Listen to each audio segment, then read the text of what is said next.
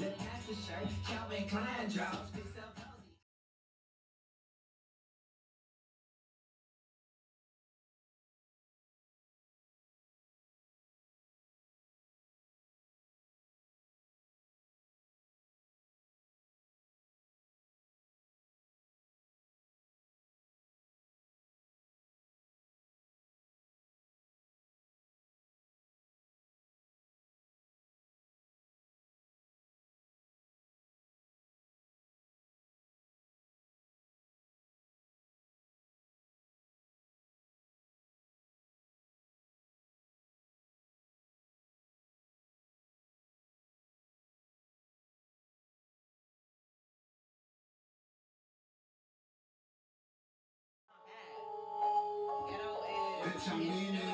Why are they posting Good this nigga on? evening, ladies and gentlemen, boys and girls, kings, queens, peasants, and pussy poppers. We are here for another edition of Cliff Notes Radio. Yeah, motherfuckers. We back, man. We back. And we done made it. So I'm here, man. I'm turned up, man. I'm hyped, man. It's Monday. It's my favorite motherfucking day. What's up with you? You That nigga hyped? lying like Are a you motherfucker. hyped? Are you hyped? Huh, MJ? I'm pretty hype. You need to be more hyper. Mo hyper. Mo hyper. I'll Mo get hyper. Mo That's what hyper. you need to be. Mo hyper. That sounds like Mo a nigga hyper. name. Mo hyper. What's your name? Mo More hyper. hyper. My name is On Mo everything hyper. that sound like that. That Mo sound like the hyper. nigga. That nigga first and last name. My name. What's your name? Mo hyper. Mo hyper. I met a nigga named Raymond Ray one time. Raymond. Raymond Ray. Raymond Ray. Not my bad. Ray Raymond. Ray Raymond. His last name was Raymond and his first name was Ray. Was his nickname Ray? Ray Ray. I'm assuming, yeah. It was. It's only What's natural. up, Ray Ray? Nah, his nickname was something else. Poopy or something. Hey, it'd be funny if that nigga nickname was Charles. Like, what the fuck? Ray Ray. Y'all remember on Three? Y'all ever seen You Three guys Strikes? know what? Yeah. You guys know which nickname I hate that black people. Black people are the only ones who do this. Do What? it. Stanker. That Not get on my Stinker, fucking even nerves. worse. And I'm so sorry, Fat, anybody who has this nickname. I'm sorry, but I just don't. Why do you guys nickname little boys Man Man? Man, know. like man. That ain't Man bad. Man. Man ain't bad. I don't It think ain't that's worse than bad. Stanker. It's Why would I Man call you Man, something Fat funky? Fat, Choo Choo, Toot toot, beep beep, hey. Toot TT. Tootie. Tootie. Mm-hmm. Duty. Puda. Puda. Duty. That was kind of cute. Puda's kind of cute. Poop. Bro, nobody wants to be called Puda when they grown though. Like, Yeah. I mean, if you your kinda- name was Puda, bro, if your nickname was Puda as a kid, I'm not about to call you Puda But as a that's grown ass man. that's the thing about a moniker. When it's bestowed on you, there's nothing you can do. You can do it about right. It's there for You know what I'm life. saying? that is true. Once you catch a nickname, that nickname been going nowhere. Because it's not something that you ask for. It's just you being you. That's the name you get. Imagine all the slims, you know, all the blacks, you All know, the slims. all the blacks. I got My motherfuckers that call me stepdad's light name was bright, Black. and it's like, nigga, I know I'm light skinned, but I ain't that light skinned to be called light bright or sunshine. Sunshine. The homegirl calls me Open up a my can of homegirl- worms, if bro. a my homegirl Grown man- Charmaine calls me sunshine, nigga, and I just be like, But you are kind of like sunshine, though. If a Tori. grown Like, man called another how? grown man sunshine, my nigga, I think it got to go down. but what about if a nigga? Wait, what what if got his to name go is down? Big Sexy? No nigga want another. Hey, what's up, Big Sexy? Hey, that's just, But these niggas really do names like that, and niggas be calling them their names. Hey, on some Hey, real it's- shit though, Big sex. my brother met somebody whose name was Delicious. A man? And a man, Delicious. and my No, brother hey. was like, "Bro, I'm not calling you Delicious, and I'm not calling you D either." Look, though, Yeah. it's a rapper. It's a rapper in Louisiana, Big Fancy. Oh, yeah. His name is Big Fancy. Big fancy. So Well, you- That's kind of dope. That's Yeah. that's That's different. kind That's of cool. gangster. That's kind of hard. I think it's hard, but I'm just like, it's Big Fancy. A though. nigga Like, named Big Fancy sound like he drive a Cadillac. Hey, if you he be on didn't the rap, I don't think it'd be that hard. Like if this If he was a nigga, gangster, Big no, Fancy if this nigga like, sold you better pay purses, Big Fancy his money. It's not. imagine yeah. if this nigga sold purses. Big Fancy's purses. Nigga, that shit go. That's, Still. that's what, it had to be something like that. You wouldn't put He it within. doesn't. That's money it's like, either way. whatever he does, he can't go wrong. Nope. Big Fancy TVs? Y'all making me like Big Fancy a little bit That more shit- now. I done heard some nicknames, man. That shit my, can work, my bro. uncle is the vice president of a motorcycle club. Oh, And I done been on the set with this nigga, and there's some weird ass nicknames out there, man. There's a nigga named One Thread because he had bust his tire and was riding on one thread. Like, I met a It's all nigga kinda named crazy. Sober. Nigga, Sober. But he drunk all the Sober. time. Nigga, we sitting here drinking beers, chopping it up. This nigga, oh yeah, my name's Sober, bro. I'm like, Sober, nigga, why the fuck they call you that? Nigga, But you do in you have a rehab? Why nickname you- back home? No, in the band they used to call me DMX. Like when I 'Cause you was crab, little and loud. And when where? when I crab in Southern Marching Band, they used to call me my crab name was DMX. Like that shit gave niggas nicknames that stuck their whole life. Yep. When It's- I go back to Mississippi, I got a name that they I met a still nigga call named me to Last this day. Night. Last night, Last night, nigga. he black than a motherfucker, ain't he? And I'm just sitting there thinking to myself, like, last. That nigga ain't Like, dead, let me like, not he ask last him, night. because I'm not finna be the ass end of this joke. He got to last be in night. the abyss. But then, like, I got up on his vest, and it wasn't last night. Like, oh yeah, we had a crazy It was night. K- Oh, It like was- KNIGHT. Yeah, it was the last last night. night. Nigga, so I'm just Oh. like, Is it because it looked like Martin Lawrence a little bit or something? nah, not at all. You know, Martin Lawrence had that movie, The Last Night. Well, y'all got to introduce yourselves, man. We just started talking. There's people who have not watched the show and they tuning in for the first Y'all time. They better want to know know who who I you am. are. You already know who Tell I them am, who right? you are, bald head. Please, bald head, scallywag. Her hair can touch her back if she do like this. Barely. Man. Got guys, a rug this burn is- on my eye hitting her from the back. This is MJ. This is MJ. Queen MJ. Empress MJ. MJ you the know, Great. MJ the Great. Also known as president of the Thick Thigh Rub Association. Mm. I'm so excited to be And here. you just can't hide it. And I just can't hide it, and I just can't fight it. Mm. I hope you guys are listening. I hope you guys are tuned in. Tonight's going to be a great show. I'm sitting next to Sunshine himself. Sunshine Mr. Richmond. Mr. Sunshine, go ahead and introduce yourself. Mr. Sunshine Yeah, Richmond. it's your boy T Rich, you punk bitch, representing the light skin allegiance of America. Y'all go ahead and go apply now, so we can get the numbers up there. There's strength in numbers. Light skins got to stick together. MJ is whispering around my back. She talking shit I was about telling you. secrets. Of course. There's no secrets being told on Clip Notes. Y'all do that in your own time. And behind the boards, we got the man, the myth, the legend. It's your boy Young Lil, aka the Black MacGyver, also known as Mr. 420 himself, and I know y'all missed me. They did miss that. It's been a Thank minute. you. It's been a minute. I know you missed me. It's okay. Calm down. Never fear.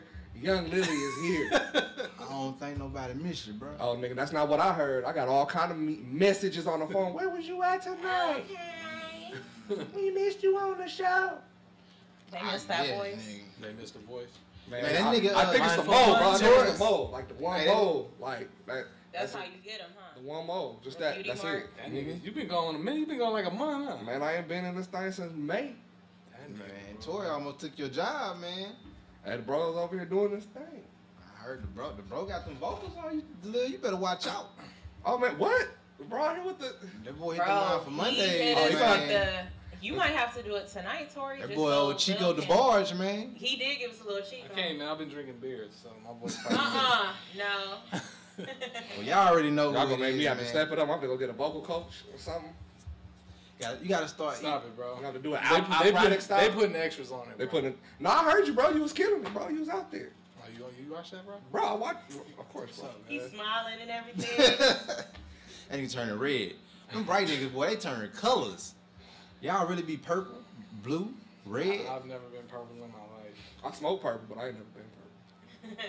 Man, when you got hit in the eye before, Tori, and you had a black eye, your eye was never purple. You never had an actual purple one. I think you. But could that be take it. anybody. Even if you like darker, you still get a purple black eye. But it look different on bright skinned niggas, man. Never had a black eye. Never been knocked out. But I ain't gonna jinx myself. I got knocked out before on purpose. How Y'all you let get knocked Cliff out go on ahead and purpose? introduce himself. I wasn't in the guys. mood Fuck to that fight. nigga, man. He don't need no. Nigga, I wasn't. So it was stupid. I wasn't in the mood to fight. But the nigga wanted to fight me because he found out I was fucking with his girl. So I was like, I don't want to fight. So I'm just let the nigga hit me and I'm gonna just lay down. I've never So seen the nigga this hit me and happen. I laid. Somebody- Bro, I was like, here go the 13. Chronicles of Young Willie, Here y'all. you go. Hey, Anybody Anybody that went to Sumner Hill Junior High School in Clinton, Mississippi can vouch for this story that was on the bus that day. That sounds like you made up that whole story. I can call any of my cousins and they gonna vouch the story. The nigga hit me and I laid down, bro. Hold on, wait. I did not want to fight. Let him finish this, because this is amazing. Right. This nigga said, I let him hit me and I laid down. He hit me and I was like, oh. And he didn't do nothing else? He didn't jump on you? How did he hit me, I was like, oh. One more time for the people. He ain't jump on you and start whooping your ass like you? Nah, bro, because they broke it up. Nigga, I knew what was going to happen. I'm like, I'm not in the mood to fight. He stopped you and you did what? And I laid out. That was really the definition of you don't want it. You really just ain't want it. Bro, like, I'm a non-confrontational person. Like, I get down when I need to. I've gotten down at the moment when it had to happen, but at that moment, I just didn't want to. Wait, y'all listen. I just didn't want to. Listen, this nigga says he has turn on and off survival skills. Basically. Like, literally. I didn't want the fade that day. A nigga can. He said he got turned. You said you got. He got turned off and on survival skills. Turned off and on survival skills.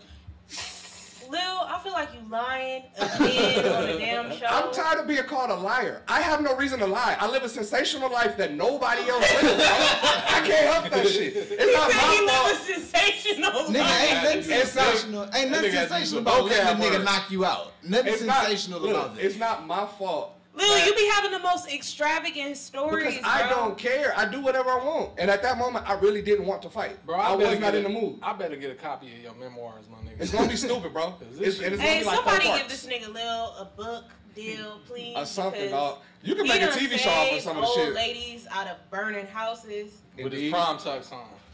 Bro, I was in flip flops, bro. This nigga has lifted. This nigga lifted the car off an infant while he still had the condom on. Like, I never did that. These are the stories you tell. I've done. I ain't never said about lifting a car with a condom on. This nigga disarmed a bomb while getting cornbread mix from a corner store, and went home and ate dinner like nothing happened. Bro, I just don't live life on the. I don't live life on the sidelines, bro. But that day, I wanted to. I didn't want the fade. Right. Y'all know who it is, man. It's your boy Cliff the Gift, slinging that wood, not that sticky. Man might keep it 100, but you see me, I'm gonna give you that extra inch. We gonna hear Cliff Notes Radio in another 2018 edition. I got my main, Tori, MJ, Jalea in this bitch. We gonna have us a good show. That nigga sounded like he was constipated. My thing is, I thought he was getting ready to name like some random ass people that wasn't even here. Y'all didn't know how I could throw that like that. Yeah. I was like, okay, I like how you slid that. I'm working on my freestyle with that shit. You better have it after that good ass nap, bro. Man. You ever take a nap and wake up like didn't know I was asleep? Like literally nigga MJ called me today and the phone rung and I'm like, why I ain't see the phone ring? Like, I'm fucking asleep. He woke up though. How he woke up though, you guys, is he it's like you answered the phone before you woke up. No, he woke up and the first thing he said was, "MJ, I'm not supposed to be asleep." That's literally I ain't supposed to be asleep. What the fuck you want? I'm supposed to be asleep, MJ. Glad you called. I'm like, bro, it's 7 o'clock. You need to get your ass on. Man, we have the shows broken up into different segments, and our first segment that we gotta jump into is "Ain't That Some Shit." And I don't know if you guys have seen the news. It is very saddening and tragic to me. But the rapper XXXTENTACION, I don't know how to say his name. Do y'all know his name exactly? I thought it was XXXTENTACIon. I thought it was Extension or something. Extensions. Like I thought it was extensions. And forgive us if we are saying his name incorrectly. For the people who are fans out there, I'm not familiar with his music. However, like my heart is extremely heavy for this young man, his family, and the fact that I literally found out right when we went on air. Yeah, and it's crazy because you know you don't necessarily even have to be a fan of the dude, but you just feel like this was like a really profound loss because it's like my familiarity with the dude is like, you know, he's really young.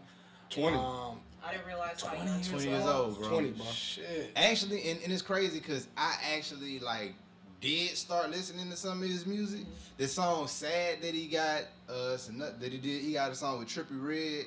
I like Trippy Red actually. So I don't like that nigga. Fuck that. I like Trippy Red. From what my brother told me is that he did make good music. I've heard that too. That's but it's just, you know, there's also footage of him on Instagram Live from today, just hours before his life was taken, and he was just saying, it's funny, it's very interesting. It's not funny. It's interesting how the universe works, like how timing kind of works, because his last words were, you know, the worst of the worst that could happen is that, you know, I die or someone does this to me, does that, and I just want to know that the kids took something out of my music and that I helped people and this and this and that. And it's just, when I learned that he was only 20 years old, it just really made my heart heavy, because I'm just like, people on the internet can sometimes be so cruel, and the justification that some of these trolls are using is that, well, he just did so much and he was talking shit and he did this to this girl and this and that. Like, my thing is, no one on this planet has the right or the will to take anybody's life. It doesn't matter unless they're trying to take yours. Like, no one has the right to take anyone's life. And I agree with that. It's a really unfortunate situation, like, for this kid to be so young. And the fact that the internet is, and we'll get into that in terms of tonight's hot topic and how it kind of correlates with how the internet is treating this young man's death. Right. Yeah. But my ain't that some shit piece to kind of chime in is, you guys, like, we say it every single time we lose someone. Stop celebrating each other when people hit the ground. Right. When people hit the dirt, you want to celebrate. Now everyone's playing this young man's music. His real fans are his real fans.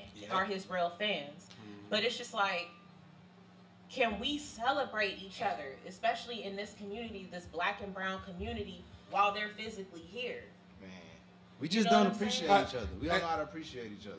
I don't know, to be honest, because, like, I've seen people that don't even fuck with his music, like, putting rest in peace and all of that stuff, and I was like, yeah, like, I give respect, where, like, you know, and, you know, condolences to his family, because, you know, that man, somebody love that man. Right. Exactly, and he's someone's that's somebody's family, that's somebody's son, that's somebody, you know, if he had kids, that's somebody's daddy. But at the same rate, it's like, look at the image that you portray. Look at the things that you put onto this world. I feel sad for the fact that you passed, but it's like, look at just last week, the young man that got robbed. I don't know, Rich the Kid or something? Yeah. That got robbed. Like, listen to what you're talking about. These are things that you invite to your doorstep. The conversation that he was having to his life right before he died, it was a mirror into, like, yeah, you hope that your message reached somebody, but what was your message? So, what were you talking about? And if you really, like, wanted to affect the change or make a change, you got to do that while you're here. He probably had the message in his music. That's what I said. The reason why I'm a diss. I don't know, bro. Because that's how you convey your art. Man, this is my thing. With the message you want. Man, when you say that, see, it's hard to say it and not sound like an asshole. Like, I don't want to sound like an asshole about it, but it's like, I gotta always press that message, bro. Yeah, I feel like, you, Jaleel. Be aware of your content and know that, like, sometimes the energy you put out is what you get back. Lil, we're in. First of all, again, I didn't know how young he was. We're talking about a 20-year-old, right? He needs time to make mistakes. Which is, everybody on this panel is in their late 20s. Yeah. So think about it this way. Music has changed tremendously in the last 20 years. 20 to 25 years. 5 years. Yeah. In the last 5 years. So think about it this way. Some of the people who are parents of kids who listen to his music, they're like, you know what? I may not understand why my kids like his music, but that's my daughter's favorite artist, and I feel her pain, because this is what I felt like when Tupac died. And I remember being in the car. I seen somebody post that.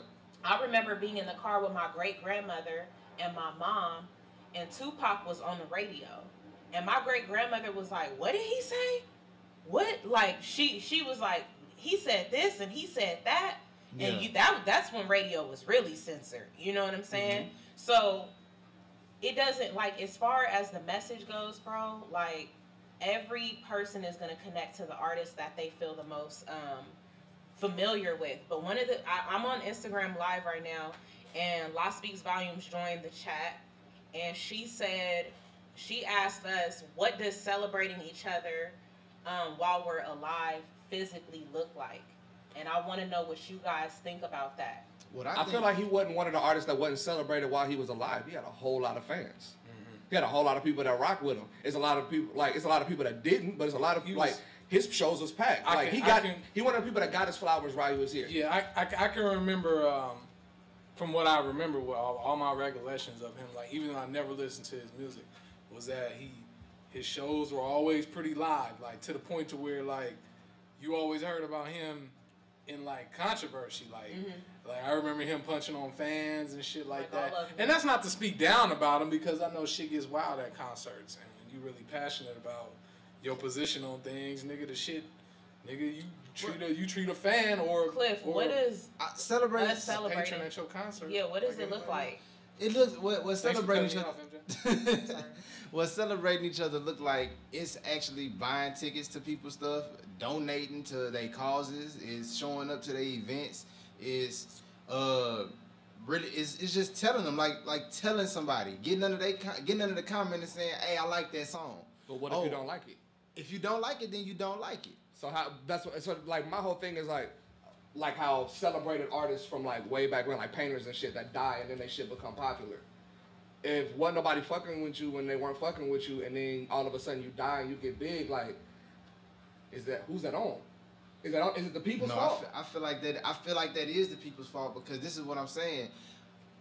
A lot of times it's the eyes. That's why this social media thing is actually becoming what it is, because see, and this goes into our topic. The eyes that get put on stuff expands how it is perceived. The people roll with the majority. So the more people that can see your stuff, that means the more people that can like it. The more people that like it, that's gonna push the people, the bandwagoners, the motherfuckers who can't make up their mind about the shit that they like and don't like, that's gonna influence them to just go with that tide and go with that wave. What happens is that we don't show off our friends. We don't showcase each other enough to where people can actually get the opportunity to like what the fuck you do. The thing is, he died and now more people see him.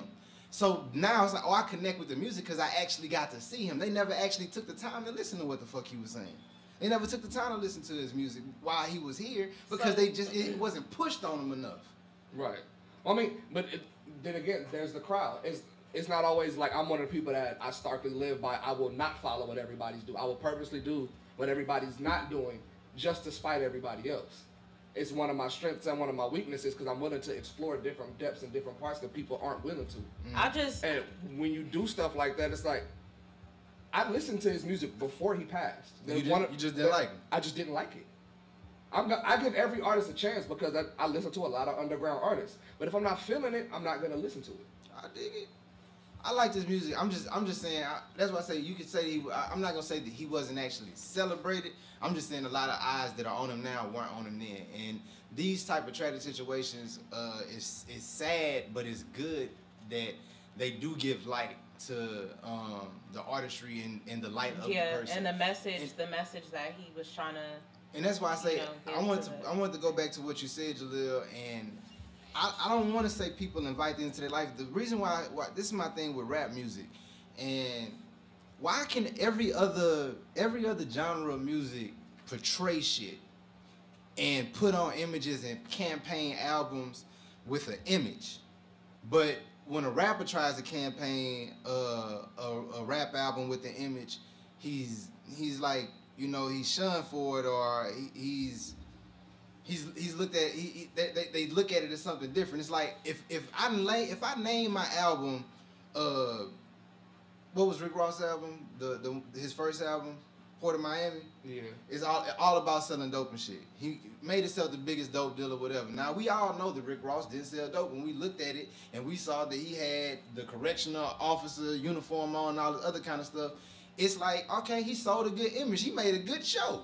Like that was a good show. You put on a good show and put out a good product, and niggas was fucking with it, and it's like now when we find out that it's fake, it's like why are rap artists considered fake? Other artists can do that shit, but we can't put on an image. I don't think they want us to actually destroy ourselves. I don't think that's the issue. The issue comes when it goes from artistry and you portraying an image to you living that image. People expect you to live that image, and they make you live that image when you out there. Okay, but if that image, that's been going on. Just what you said. Being a rock star that parties all the time and all they do is drink, and that's what they talk about in their music, than being an artist that talks about popping pills, shooting niggas, drive-bys, blah, blah, blah, this and that, all of that other shit. There's a stark difference in content. It's content. You're living that lifestyle. You're portraying that lifestyle. You cannot get mad when that lifestyle come knocking at your door. It's been proven that these niggas are not living this lifestyle, because when they do start living the lifestyle, once they famous, that's when they go to jail. But when they get killed. The thing is, people make them have to be what they portray. Yeah. Nobody's making them do anything. They want to make that check. Because when you so they continue to do it. But that's the thing, though, Jaleel. Ain't nobody putting a gun in their head to do or talk about none of this stuff. This is what they want to do. But when people, when something gets like really popping, like when the image of whatever is like really trendy, like the gangster image, the thug image, yeah, that shit. Like when you look at shit, when you look at Tupac, hands down, arguably one of the greatest to ever do it. Made that shit cool. Before he became Thug Life, wearing bandanas and shit with the Thug Life across the stomach, talking about killing and dying and shit, he was not that guy. He wasn't. Nigga was in drama school. Nigga wore fucking biker shorts and fucking velvet tank tops and shit. Nigga had a high top and all of that. You know, the nigga was an actor. That's what made him the enigma. Nigga was an actor, but niggas change. You can't. You know what I'm saying? Jay-Z changed, nigga. Eminem changed. I feel like it's a campaign, Everybody changed. my nigga. I feel like it's a campaign. And people don't understand this is the entertainment business. Exactly. Of course. You feel me? And you gotta make certain business moves. And that's what I'm saying. As somebody that grew up and was raised in the entertainment industry, I've seen this shit from the other side. I know what goes down. I know the conversations that I had. And if you want to collect this check, this is what you gotta do. If you want to get paid, this is what you gotta do. If not, it's another nigga waiting in your wings that's willing to do it. The difference is the evolution in hip hop went from talking about what's going on in your neighborhood to people portraying what's going on to their neighborhood, trying to live it and make it an image and make it a lifestyle. But fun. I think that's the image got more and more twisted as time went on. But you know what though, Jaleel? You got fans on both sides of the spectrum. Yeah. You got niggas that's talking about what's going on in the hood. You got people that's actually looking at what's going on and then speaking on it, and then you got people on the other side of that spectrum that are being looked at by the other people. Mm-hmm. And they want to tell their story too. So I don't feel like it's a bad thing to be on either side. A lot of these dudes aren't telling a story; they're making up a story. Some are, and some are actually living. And that's the difference. The story that's being told by other people. And that's the difference. Like, what are your intentions? What are you trying to do? Are you here to collect the check, or are you here to display your art? A lot of these niggas are here to collect the check. And but I'm at the same time, the but guess what? While they sitting there collecting the check, it's a lot of niggas that's feeling what they saying. Mm-hmm. So, but that doesn't change the fact that that's what I'm saying. That all of the money you making, all of that stuff, it's all off of what you're posting and what you're selling. Who says fans are supposed to be one way? I didn't say they're not supposed to be any particular way. I'm just saying when you look at it from just a traditional human nature aspect, what makes sense and what doesn't make sense. A lot of this shit just doesn't make sense. But like, what do you mean it doesn't make sense? Why me as an artist, if I want to talk about what's going on, mm-hmm. Am I going to talk about what I know, what I experienced, or what I think is popular and what I think people want to hear? But naturally you would think I would speak about what I've experienced, which is the difference between music then and music now. Is that most of the music was made off of what people... I disagree. I disagree wholeheartedly, man. The people that were fake artists back in the days, they were outed. And you weren't respected. And people would go to your shows and wouldn't fuck with you. Like, what you call it? The group that came up, that had the first ever popularized, put out rap song, Sugar Hill Gang. It was known in New York that them niggas, they were like people that were randomly put together and wasn't rhymers. And that some of the bars were taken from actual rhymers in some of the boroughs in New York. Okay. So them niggas weren't respected on that scene. It was like who got the most clout and the most respect used to be who really lived it, who was really talking about, like did what they was talking about. Not the people that just making up stories. Or if you are, then you call yourself a storyteller like Slick Rick, who is an actual, like, he called himself a storyteller. He let you know, I didn't do all of this shit, but I'm telling you a story. I'm painting you a picture. Okay. I get, bro. I hear you perpetrating and really living it and then displaying it. Okay, well, why? All right, so explain Eminem. Explain Eminem as a rapper. You can't explain Eminem because he's an anomaly, and he says himself he's an artist, bro. He never said I did any of this stuff. All right, so explain Sugar Free. He's actually had those conversations. I don't know Sugar Free. I'm not a fan of Sugar Free like that. I know some of his songs because the homies play it, but I wouldn't proclaim myself a Sugar Free fan. I don't know what his real life was or his backstory or nothing. But that's the thing. We don't know. We don't know who Rick Ross knows. We don't know who Tupac knows. We don't know who Sugar Hill Gang knows. Pusha T. No, but we don't know. We don't know these people's lives. What we do know is that they've made some good music. No, I'm saying people like Sugar Hill Gang, we do know their story because their stories are told on multiple documentaries. By who? I get what you're saying. By people that were there, themselves. Okay, but they told the story. The record executives, all the people. How reputable is what they're saying? Bro, I'm not gonna go there. Let me stop. I'm not gonna go there. Let me just stop y'all. That's it. This is hip hop fact, bro. Why would I? The same people who made those documents and everything. Nigga, the group themselves was in the documentary. Hold on. Let me stop y'all. The point that, but y'all going away from what we were talking about. The point that I'm saying is, why can't we sell an image today? Why is it looked at as so bad as just saying that I'm selling an image and I'm marketing this image? Y'all, look, the nigga Tekashi 6ix9ine, I feel like is the perfect example of a nigga that is campaigning some shit that he ain't even fucking with. I don't really think that I'm not gonna say that. I don't know that man. I don't know his story. I don't know nothing about him. But the thing is, the way he's campaigning, it is brilliant fucking marketing. It's brilliant. The nigga is the smartest troll that I know. The nigga goes to cities, does videos in your hood, give money to your people. Riding with the police. But it can be takes your baby mama shopping. It can be exactly, but it's taken from the angle where you only see his perspective. People like conflict though, and you're making people love that shit. I don't know why we not gonna sit up here and pretend like we don't like that shit, Jaleel. I hate that shit, bro. No, you do, my nigga. No, I hate that shit, like conflict. Do you watch sports? Yeah, bro. Okay, so you like rivalry. I like seeing the Cowboys lose. Here's the difference, bro. You like seeing the Lakers lose. I like competition. I like competition based strictly on skill. What I don't like is catty bullies, bro. Yeah. Feedback. I like competition that's based strictly off skill and competition.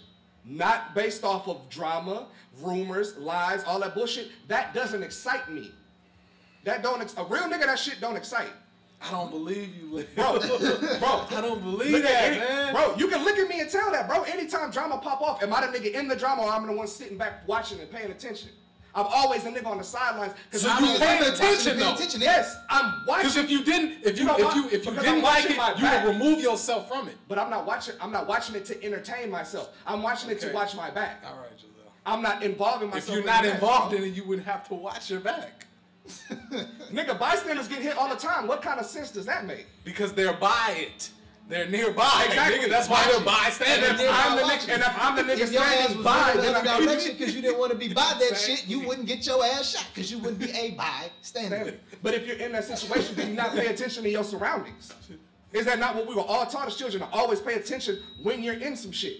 Nigga, if I'm at a party and some shit going on, I need to pay attention so I don't get fucked up. That's common sense. Jaleel, how does that not make sense? We talked about Donald Trump. You don't like... I can't stand that shit, bro. I hate that shit, bro. I really do not like stuff like that. But what I'm saying, either way it goes, the endorphins and the energy, the... Bro, I don't watch horror movies because I don't like watching murder like that.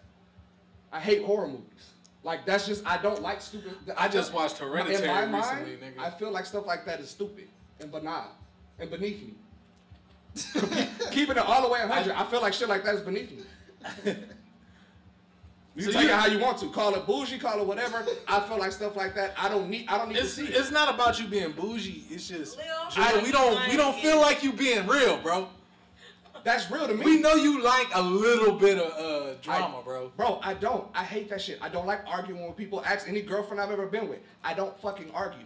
Because if I'm right about something, I'm right. Take it how it is. If I'm wrong, I apologize. I was wrong for it. Let's keep it pushing. You don't like arguing, Lil? I hate arguing. This shit is stupid. If I'm right about something, I'm right right now. Lil, because y'all don't understand what I'm saying, and I'm pushing my point. It's not an argument. There's a difference between an argument and discussion. An argument is two people yelling at each other, and it gets What are we doing right now, Jalil? We're having a discussion. It's not an argument.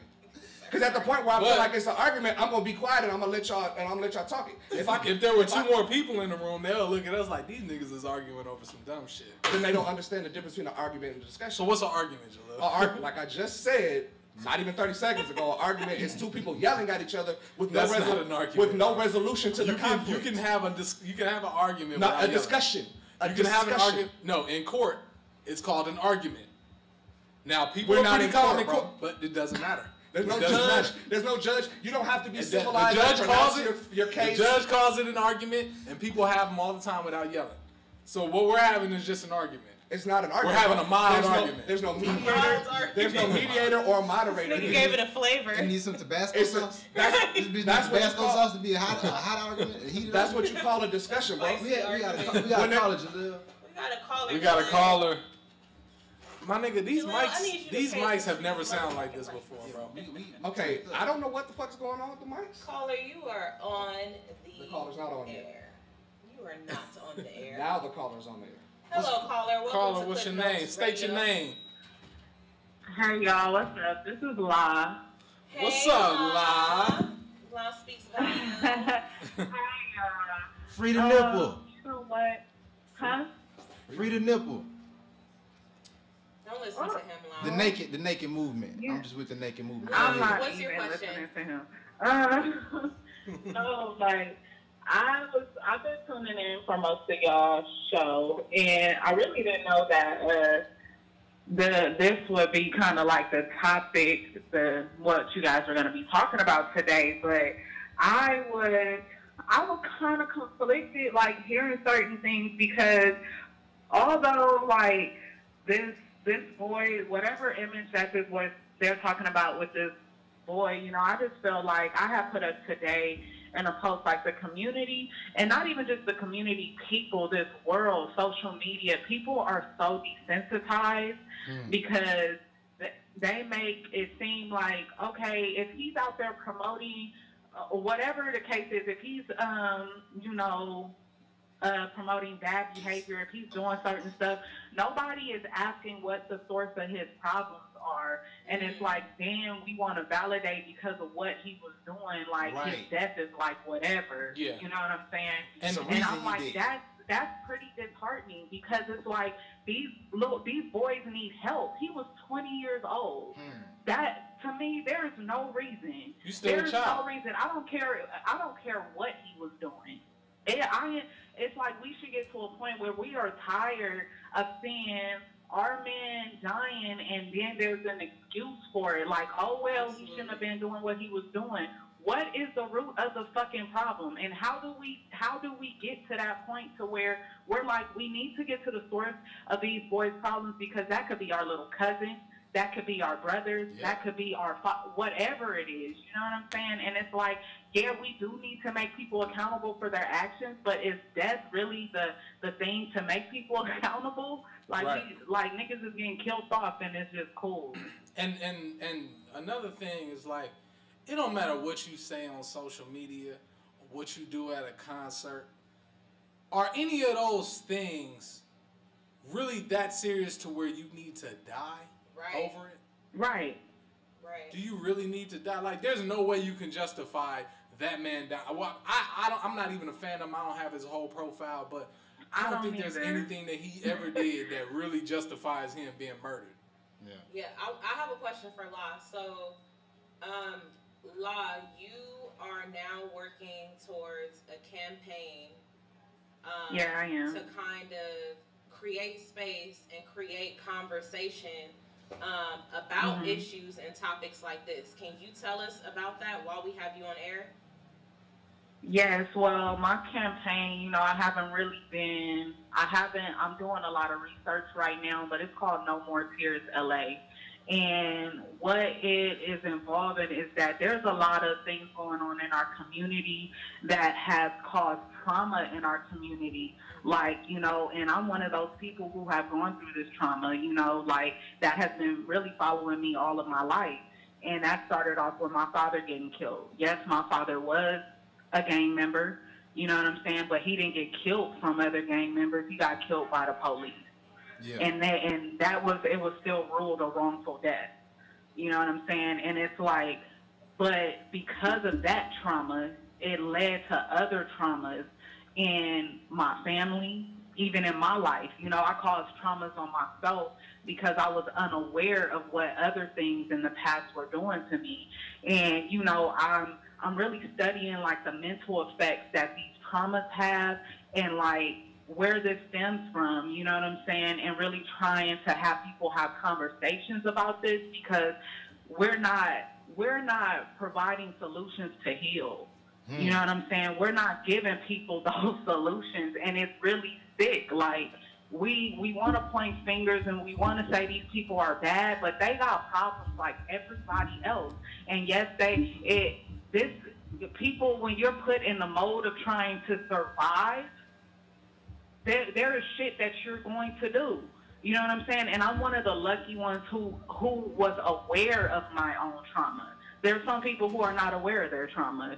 So it's like I'm starting this campaign called No More Tears LA to really not even just talk about gang violence, but, you know, drugs, you know, drug violence and, you know, domestic violence, things that are happening in our community, but people are going hush-hush about it because we become so immune to the shit.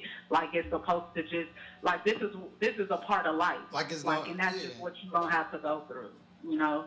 So I want to start having these conversations and also have people come together to figure out, you know, what we can do as a community to put up, you know, healing centers, let people know that, hey, this is a number you can call, that people are going through the same thing and we're willing to help you get through type of thing. Because it's just not enough of that. And we have so many people, you know, who are being healed and who have access to these type of things because they have money. And us down here, we're just being forgotten about because we don't have the money to go to those doctors, to see those therapists and things like that, when we have the power to do that in our own community with our loved ones and people who really want to care to see things turned around. That's dope. That's dope that you want to do that. But I want to speak to something in there too. We as people have to start admitting that we're broken. We as people have to start looking for that help. That's the point. That's the point. But you know, the thing is, when people are like, when you're in an environment and there's just a whole bunch of broken motherfuckers who's not sitting up there, these people are not acknowledging that they're broken because they don't know what that acknowledgement looks like. They don't know what that healing looks like until they are taken out of that environment. Right. So if it's not immediately around you, how can you see that? How do you know that there's something wrong with you? Right. You know what I'm saying? Of course, those who have gotten through their brokenness, yeah, we can point the finger and make them accountable. You know what I'm saying? Because that's what No More Tears LA is about also. You have to make these people accountable to say, hey, this is hurting me. You know what I'm saying? And maybe you're hurting me because you're hurt too. So let's figure it out. You know what I'm saying? Like, people cannot acknowledge their brokenness when they don't know how. They don't have the language for that. That's real. Live. We want to thank you for calling in and listening live. We really appreciate you and we love you up here. Definitely. Go on. It would have been great to have you on the panel. Too, and enjoy your night, and I'll be staying tuned in. For sure, for sure. Okay, love you, La. All right, love you too. Bye. Yeah, my other Ain't That Some Shit, it goes into that lifestyle thing, and is actually we touched on it. It was with Trippy Red. With Trippy Red out in Canton, Ohio. He's from Canton, Ohio. He actually pistol whipped this young lady in the back of the head who was arguing with his girlfriend. They were at a party. The young lady was arguing with him, And then his girlfriend stepped into the way that they got into it or something like that. And the girl was like, I'm gonna beat your ass, all this other kind of stuff. And they booting up on each other, and he pistol whipped the girl in the back of the head, grabbed his girlfriend, and they left. You know what I'm saying? He was arrested. I mean, well, they didn't leave. He walked off, but he was arrested right there on the scene. Got videos of him going to jail. My ain't that some shit is just like, I feel on the cool, to be honest, he was on probation. That's the reason why he is still in jail, because he could have just bonded out from that shit. But you say something's wrong with that, Jaleel, and I want to touch on that. Y'all know how I feel about domestic violence, and no time should a man put his hands on a woman, especially pistol whip. You say and no? We had this. We have a show like this. I'm trying to figure out what was said to make him pistol whip a woman. That was the part that got me. I was just like, instead of just you literally could have just. I'm like. Moved her out the way and grabbed your girl. Push the bitch, grab your girl, leave. But these are the niggas that's famous and that we see as role models, though. Like I say, at the end of the day, hey man, I can't judge that man. How old is Trippy Red? Trippy Red like 21, 22. Man, them niggas is still young, man. Nah, I'm not trying. When I'm young, I had common sense. I'm not trying. Okay, but we are different people. Me and you are different from him. Okay. My thing. We had enough sense at 21. But we gotta stop making excuses. No, that's true. We do make excuses for young cats, but we don't understand that these motherfuckers come from a different background than we do. So we can't put the same amount of responsibility on them as we have. Wait, where did they come from? That's different than us, though. He might have seen somebody hitting his mom, but you don't know what environment this dude grew up in. Exactly. He thought he was protecting his girlfriend. That's why I say, listen. My first thing is. It was other people around who saw that shit. Ain't nobody do nothing. So it's something in this story. Like I said, I'll always look at stories. I see it for face value. They just telling me what happened. They just telling me the end result. I wasn't there. I have been in the newspaper, and I know that the motherfuckers will say some shit, and you do not know what's going on. Exactly. Yeah. So when they said that, I first think, what made this nigga pistol whip this girl? And the reason is other people around too who see this going on, and I know she wasn't there by herself. So my answer to that is, number one, just like La just said, we're desensitized. Okay. Another thing is, we're super like egos and low self-esteem and just things of that nature are really amplified through other people's consciousness. And to break that down, it's like people, okay, think about it this way. A lot of people, we just saw it today, that people are willing to disrespect somebody who's deceased to capture likes and opinions and comments from other people. It's like a consciousness that's moving, that it's like an invisible consciousness that's moving, and it's poisonous and it's toxic based on like how other people are going to view the situation. So maybe in his mind, it's like he was thinking, damn, if I don't do something, then I'm gonna look some type of way. Right? And especially because everybody has their phones out for every situation, that's that consciousness. That's that poison consciousness of putting the pressure on you to do some stupid shit like that. A, capturing dead people on camera. B, hitting a female, you know what I'm saying, upside the head with a pistol. And I'm not by no means am I making that was on camera too? No, they didn't catch him on camera here. Oh.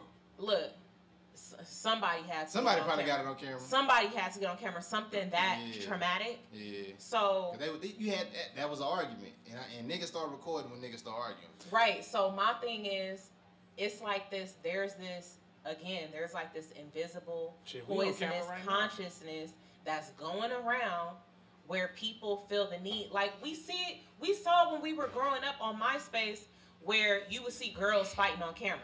Mm-hmm. or Rotten.com, those Rotten.com, like stuff like that. Did you ever go to Rotten.com, Jaleel? Don't ever. I don't even know if it still exists. But my point. I really hate being called a liar, bro. It's literally my biggest pet peeve, bro. You want to piss me off, call me a liar, bro. I do not like being called a liar. My point is, let's like not that jump. shit is annoying, Let's not jump. My point is, bro, that young dude, at the end of the day, like, it's a lot of these young motherfuckers out here doing stupid shit, and we're just like, damn, where's the generation going? But there's also a lot of people who are part of this generation who are doing great, amazing things too. You know what I'm saying? And I think I wanna bring light to those people more than anything. It's unfortunate what happened to that girl. It's also unfortunate what happened to Rich the Kid's girlfriend or whoever this young lady is. Rich the Kid and his girlfriend, I guess, apparently they were robbed. Someone came into their home and she ended up getting pistol whipped in the face too. I ain't hear about this. So I saw when Lil Uzi had punched him in the face. Is this the same guy that Lil Uzi punched? Yeah. So we'll bring that into the hot topic in terms of he got marked out. That's what happened. He got marked out. See, when Lil Uzi, this is my thing. That was 2 weeks before the actual the robbery. The robbery. This is what I want to say too, though, because I agree with you, MJ. We got to stop highlighting this.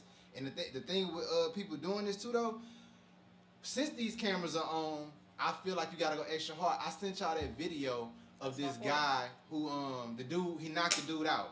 His homeboy stepped over him, reached for that thing, and boom, boom, boom. I saw that. You know what I'm saying? It's like, I fought him. I knocked him. It was a square fade. I knocked him out. Didn't even knock him out. Just knocked him down. Just knocked him down. As soon as he hit the ground, his homeboy was stepping over him, pulling out the blammer, just going at him. And now it's gotten to the point to where settling shit out from the shoulders is no longer an option. Because for the simple fact you don't want to be embarrassed on camera. Exactly. You know what I mean? So I that's why I say I totally agree with what you're saying, but it's as good and it's crazy because for me, I'm not gonna go at anybody. I don't invite conflict. I don't like conflict. I don't want to do that with nobody. Right. But I know when that shit happen, it might be recorded. So I have to go there. I have to go. I'm gonna be on World Star. When this happened, I know I'm gonna be on World Star. My thing is, I like my freedom and I like life. You know what I'm saying? I love my life, and like you said, bro, and like La just said, we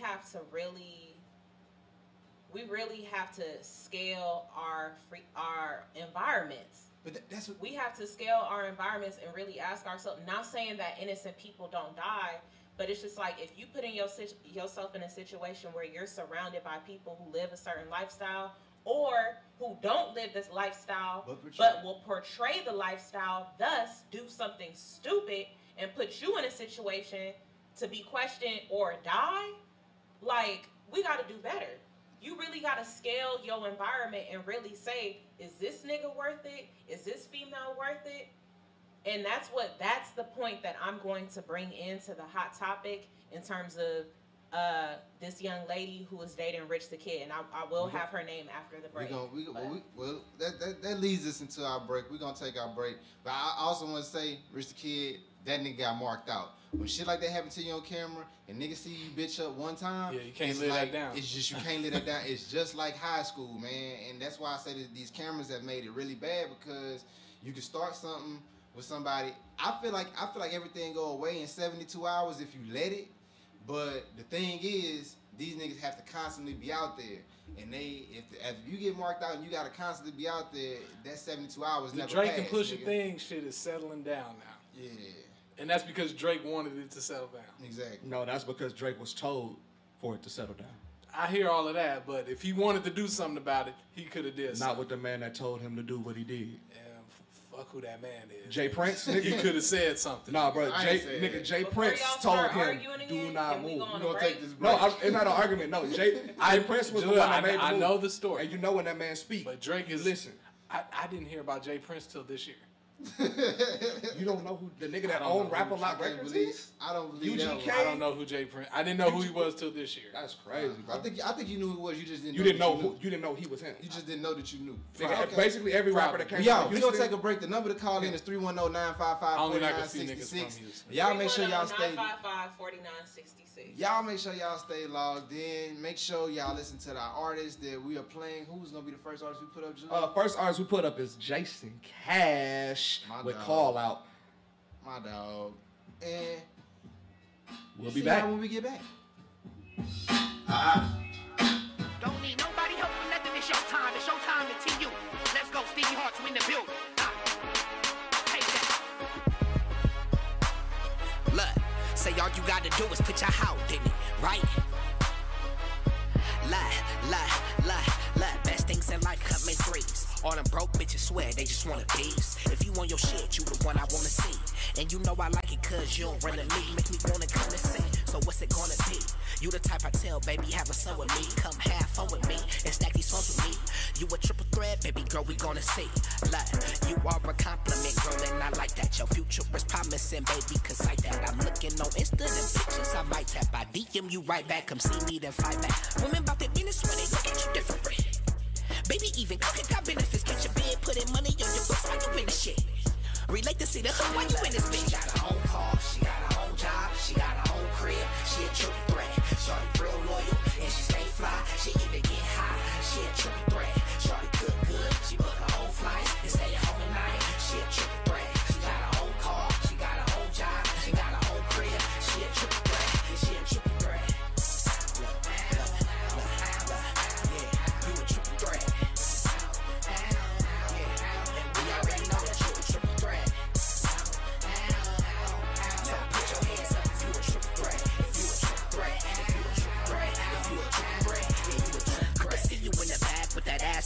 Saying, come and put you ain't. Look away, I see your eyes from the right side. In the playing games that we can play. She got a cute face, slim waist, thick legs in shape. Rump shaking, I know one. Dating when you love, making get some patience, but that's what I like on the flip side. Gotta beep out something to ride this ride. That intelligent face with the thick thighs, and she handle the shit so she get high. We gon' pass the blood, pass the blood, pass the blood, pass the blood. Smoking with me, smoking with me, smoking with me, smoking with Steve. She got her own car, she got her own job, she got her own crib. She a triple threat, shorty real loyal, and she stay fly. She even get high, she a triple threat. Shorty cook good, she book her own flights and stay at home at night. She a triple threat, she got her own car, she got her own job, she got her own crib. She a triple threat, and she a triple threat. What's out there, nigga? Gangsta shit, nigga. What? Dumb.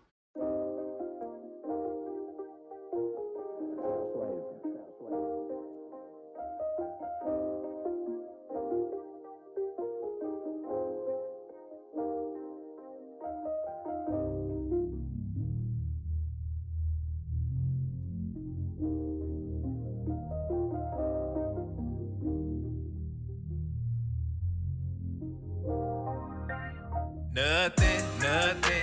I grind cause I come from nothing. All my life I grew around niggas that's hustling.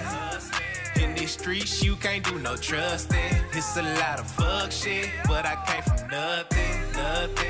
I grind cause I come from nothing. All my life I grew around niggas that's hustling. In these streets you can't do no trusting. It's a lot of fuck shit, but I came from nothing. I get the best out the ceiling. I ate the same thing for dinner. Trapping is all I remember. The circle went hard, got plays out the window. Yeah.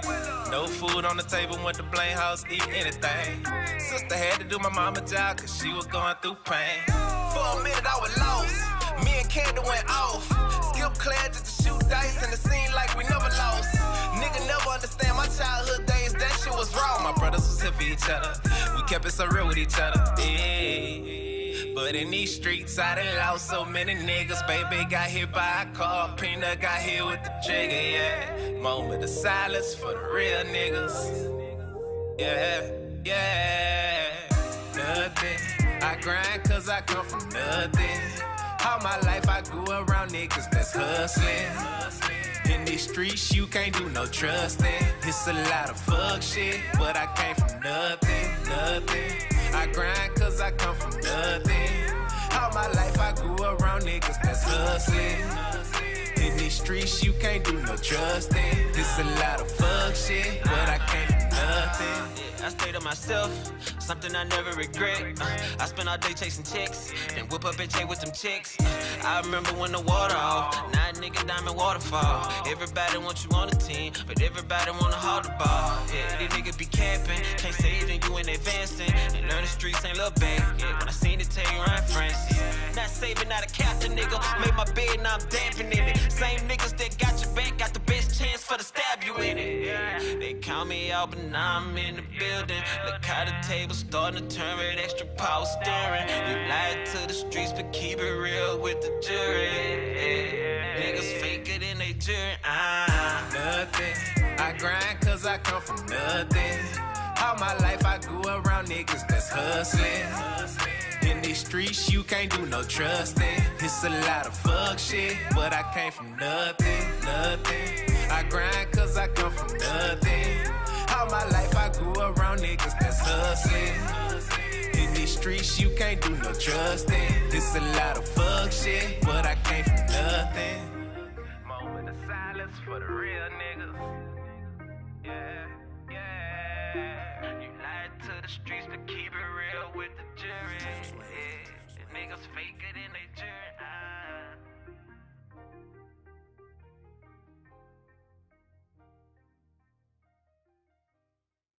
Evidently I've been shopping with King. What up, Hurricane? Last name? Man, I know y'all got a motherfucking story about one of y'all. They not do that.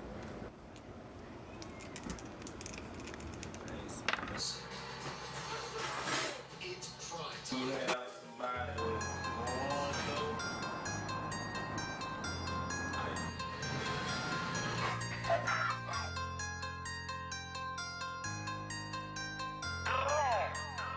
One little deck on the track.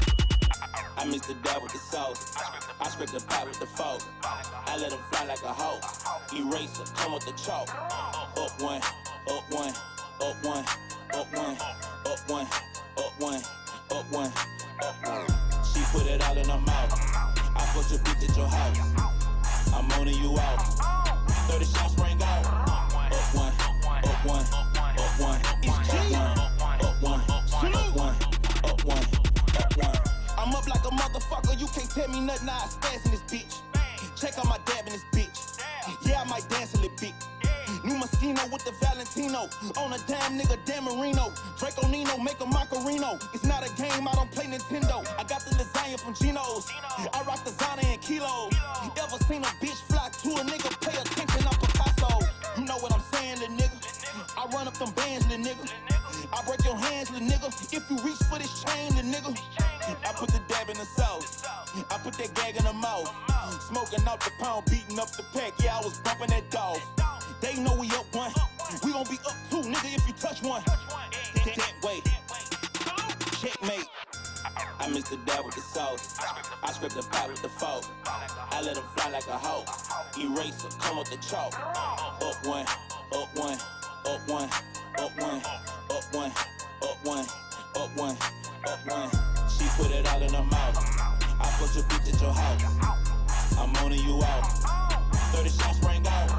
Up one, up one, up one, up one, up one, up one, up one, up one. Put a one on a one. Now I'm really up one. Met 4 base heads at one spot. I can hit a home run. Plays, plays, plays like a rerun. My balls raw. They underdone. Can't let no nigga take my mama's son. First block on a hopscotch jump, I'ma stand over one. Spit guy, she call me Spitter. My little nigga say that hard back like an armadillo. Just bought a scale, had to weigh a nickel. Said 5-0, tried to hide the pistol. Weigh the dog food on the same scale that I weigh the crystal. And I bat a nigga with the same hand that I weighed the pistol. I mix the dab with the sauce. I scrape the pot with the fork. I let him fly like a hawk. Eraser, come with the chalk. Up one, up one, up one, up one, up one, up one, up one, up one. She put it all in her mouth. I put your bitch at your house. I'm owning you out.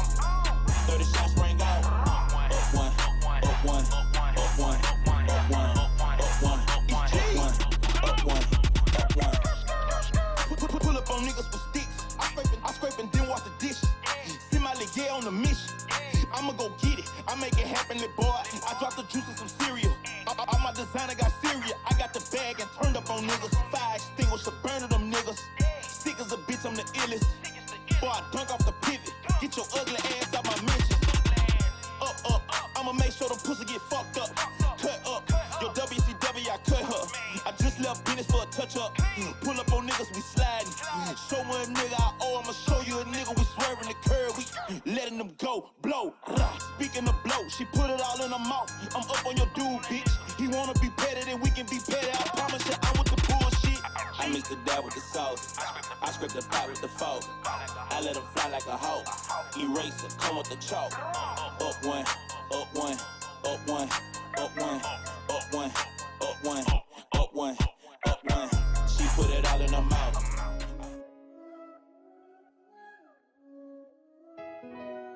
Yep.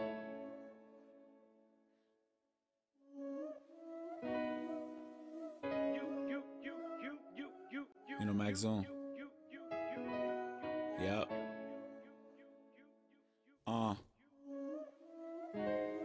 Yeah, I grew up, older brother, little sister, walking through the hood, idolizing the pushers. Couldn't leave home if I didn't wash all the dishes. Don't trust everybody, I minimize all my friendships. The stress building on my head like dandruff. Pop's gone and I had to eat a syrup sandwich. Homies kept me sharp, they had to see where the hands is. Roof over a nigga, I'm underneath where the fan is. I was just trying to see what 100 grand, and she doing it for the gram, little mama, if that's your plan. Thank God I'm even up on this planet to talk to a nigga, nobody would understand it. They keep on looking at me like I'm a bandit, cause I'm black, I didn't choose, I'm just a man. What do you want from me? No, what you really want from me? What you really want from a nigga?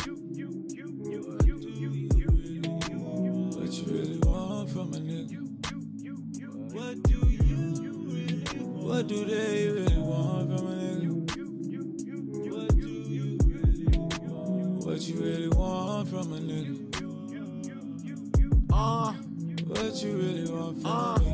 Them trips OT wasn't for celebration. That damn job was the reason I got medicated. I said my piece, but never elaborated. Cause too much talking to me sound like a damn statement. I really need to start working on my patience. You can call me what you want, but I am not basic. I'm in the fast lane cruising slow, but I am not racing. And ask around, I can care less if I'm famous. Doing is trash. I didn't even know if it was a sandwich. Good evening, ladies and gentlemen, boys and girls, kings, queens, gentlemen. We are back. Cliff Notes Radio. Yes, man. Y'all, we had a heated discussion before we left, man. I'm excited about tonight's show. MJ has her segment, the segment that I love. Y'all know we do Mindful Mondays. We got Jaleel back behind the boards. He's here so he can do that. Or Tori, do you want to, brother? Do you want to do it? Because you know. Go ahead, bro. Oh man. Y'all should do a duet. Y'all should do a duet. Oh, we should. Y'all should do a duet. We should go ahead and do a duet. So y'all. No, you and Tori. Y'all, who gonna count it off? We didn't practice this, y'all. You guys want me to count you off? A 1, a 2, a 1, 2, 3. Mindful Mondays, nigga, do you care about you? Oh, look at this. That was the best thing I've heard all day. You guys sound these so niggas, good together. High C and Dodo. High C and Fruit Punch. High C and Dodo, like Casey and JoJo. But you know what? Thank you, gentlemen. This nigga. So, if you guys were tuned in earlier, we were discussing. We hope you were. Several things just in terms of social media and attention seeking, and society being somewhat desensitized when it comes to a lot of things. And one of the things I wanted to bring to surface today is transparency on social media. Like, we all have private lives. We all have our real lives. Yeah. And people who are vloggers, bloggers, that type of lifestyle where they actually monetize off of social media and having that following, they might say, well, I'm transparent with my followers. I let them know everything. But I don't believe that we let the community know everything. And I don't believe that you should. But I think that there needs to be a certain limit when it comes to what we share on this space. And it kind of ties into our hot topic in terms of attention seeking and clout chasing. And clout chasing, and where's really the limit, right? So my question, I'll ask Lil first. Lil, do you feel like there's a difference between being transparent and being open? Also, if you want to chime in, the number to call is 310-955-4966. Because we see a lot of that going on, right? You said there's a difference between transparent and open? Yeah, and just being open. Yeah, because transparency is public. Openness you can still be open to be private. Open is if somebody act like I consider myself an open person. You can ask me a question, I'll answer the question. I have no qualms answering any question. But at the same time, I'm not transparent enough to boast everything I do on social media. You'll never know my exact moves based on what I post. Wait, so you say you'll answer any question somebody asks you? If somebody asks me a question, I'm gonna answer it. What do I have to hide? But at the same time, I don't let the entire world know my moves at the time I'm making them. Because not every move needs So I can ask you any question right now, you gonna answer it. What you want to ask me, bro? Because I know you about to get extra. What you want to ask, bro? Nah, I'm just saying. No, I honestly don't. I'm not. I'm saying that to be funny because I could ask you. I knew you was gonna ask a question, bro. All right, I didn't. I really didn't have a question, but now I feel like I'm forced to ask one. Now I feel like I'm forced to ask one. Go ahead, bro. When the last time you fucked something raw? Something raw? Raw. That was a couple weeks ago. When the last time you got tested? That was March. So you unsure about your status at this moment? All right. See, that's the type of shit that you don't want to do, and you don't want to answer them type of questions. I don't care, bro. I feel like every 6 months is the standard. It's only been 3. Wait. Because I left out a question. Damn. I was supposed to ask, when was the last time you fucked raw before that? December. Oh, this nigga. He backtracked before March because he didn't want to seem like. Okay, whatever, man. Whatever. I'm confused, bro. I was about to say you didn't fuck something unsure about your status. You didn't went raw in the next thing unsure. What if it was the same thing? Okay. Wow. Man. See, I guess you are open. Moving man. on. That's what I'm saying. But you share that on social media, never. Bro. No, but if you ask me the question, I'm gonna answer it. But I feel like you'll never, and you still even at this. You just shared this. But you still at this moment don't know the identity of the person. See, okay, that's the person's name. That's the difference. I'm not telling you that.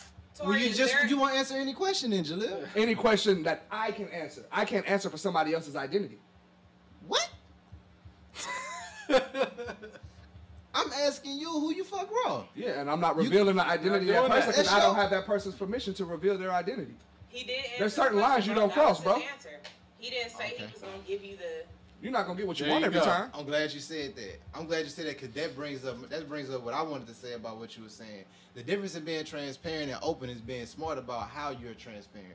Being smart about how you're open. You have. But that's the thing though. Being transparent, you can't control everything that happens in real time.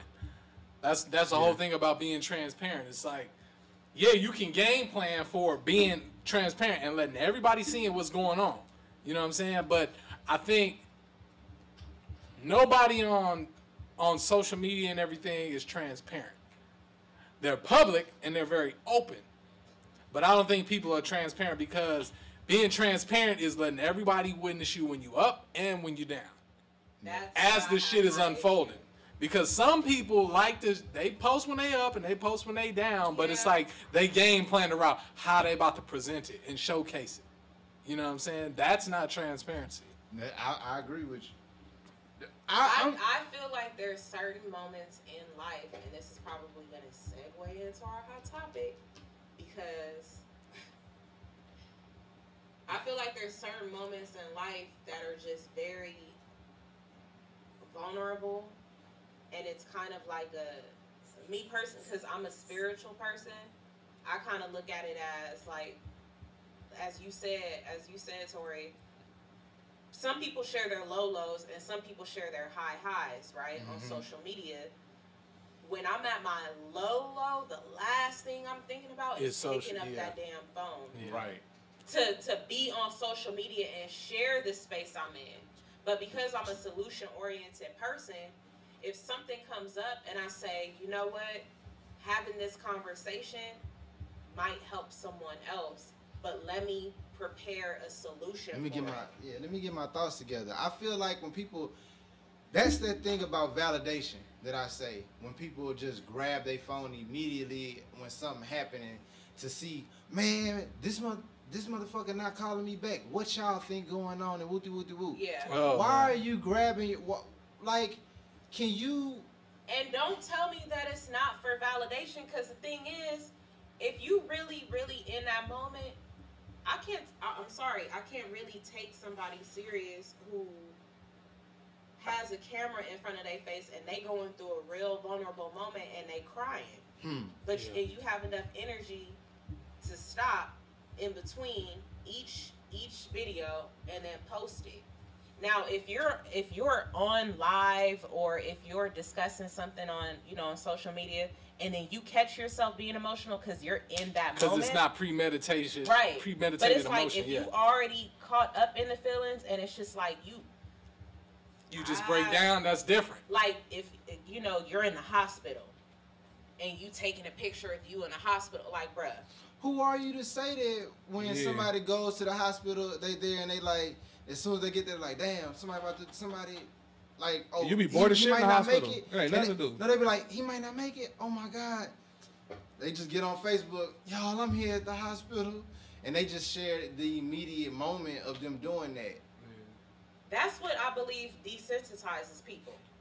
I agree. And because you're not even giving yourself time to think. And I've actually, that is what I wanted to say about it.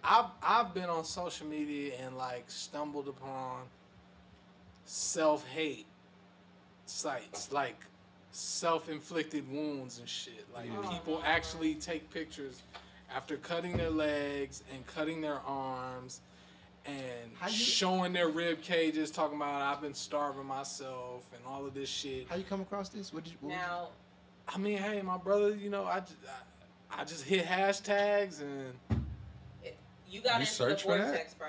You got into the vortex. And no, but it's just I go into shit and I'm looking like people actually post like self-harm stuff, shit like that. Like now I'll say this.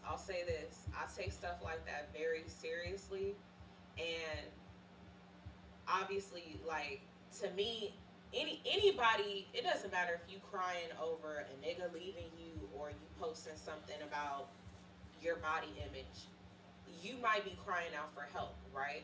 Somebody may have died. There might be somebody out there who feels like their nigga or their female leaving them, they do want to die. You know what I'm saying? They probably just need someone to talk to. However, it's just certain things that I can't really vibe with that I see on social media. You have time to put your camera in front of your face and talk about this. But this is and that's why I said, let me go back to my point. Do you feel that people are looking for free help?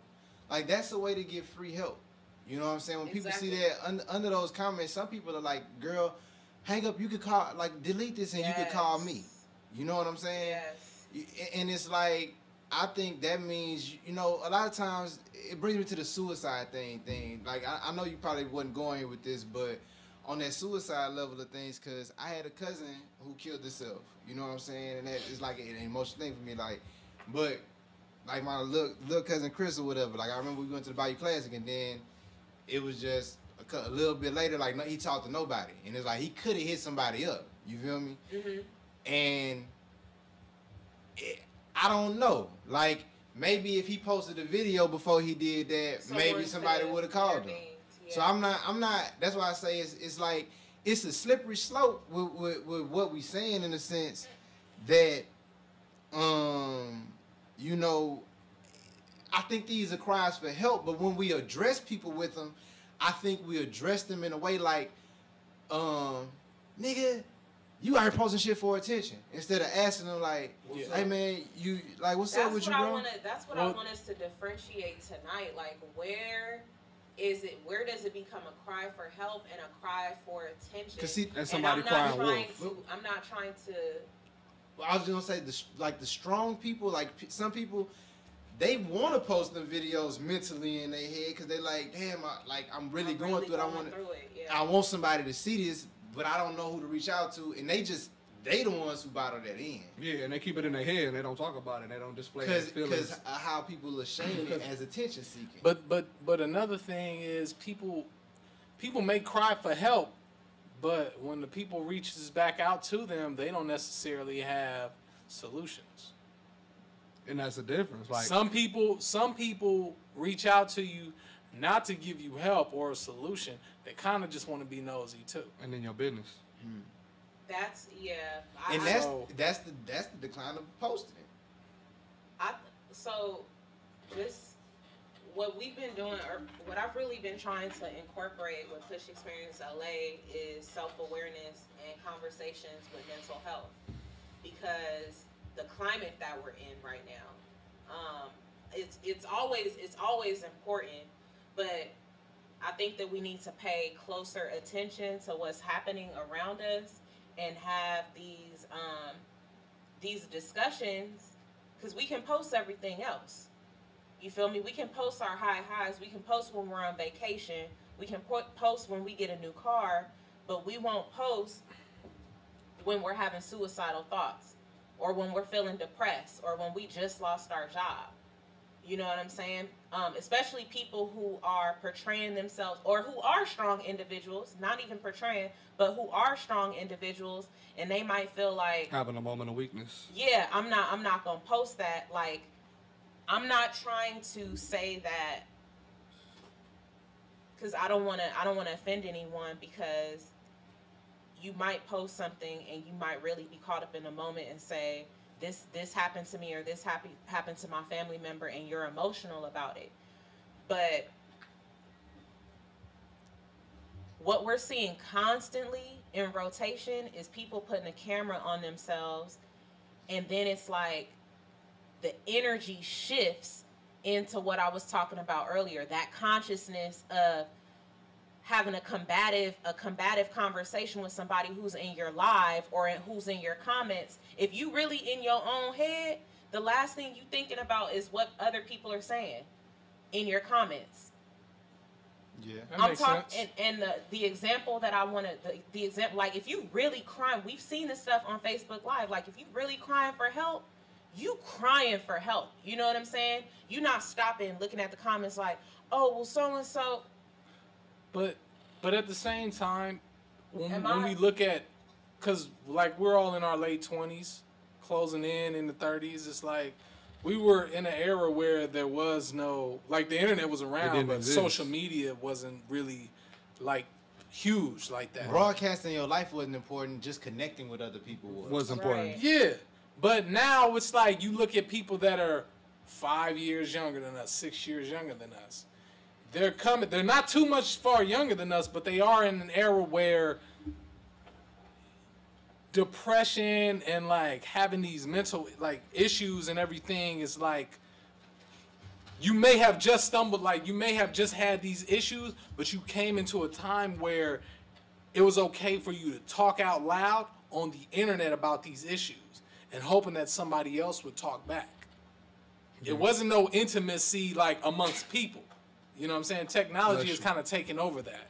You know, not everybody we didn't have I didn't get my cell phone in high school until my senior year. But 13. You gotta say how old you were. You gotta say your age with that.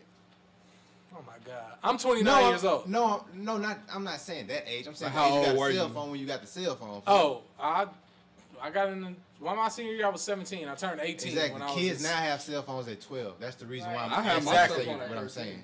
I really want somebody to call in and really let's really have this conversation. Like, where's the line between seeking attention and really crying out for help?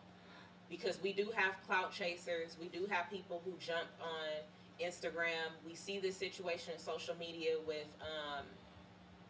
I think her name is Tori Bricks. I might be messing up her name. And Rich the Kid, where she was pistol whipped. Long story short, she was pistol whipped in the face, and she got on live talking about the situation.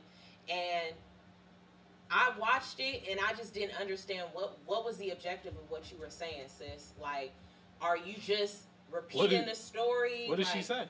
Well, she was saying she was expressing the incident. But my thing is, like, what are we getting to? Because the conversation, it like led into something else, and then led into other drama.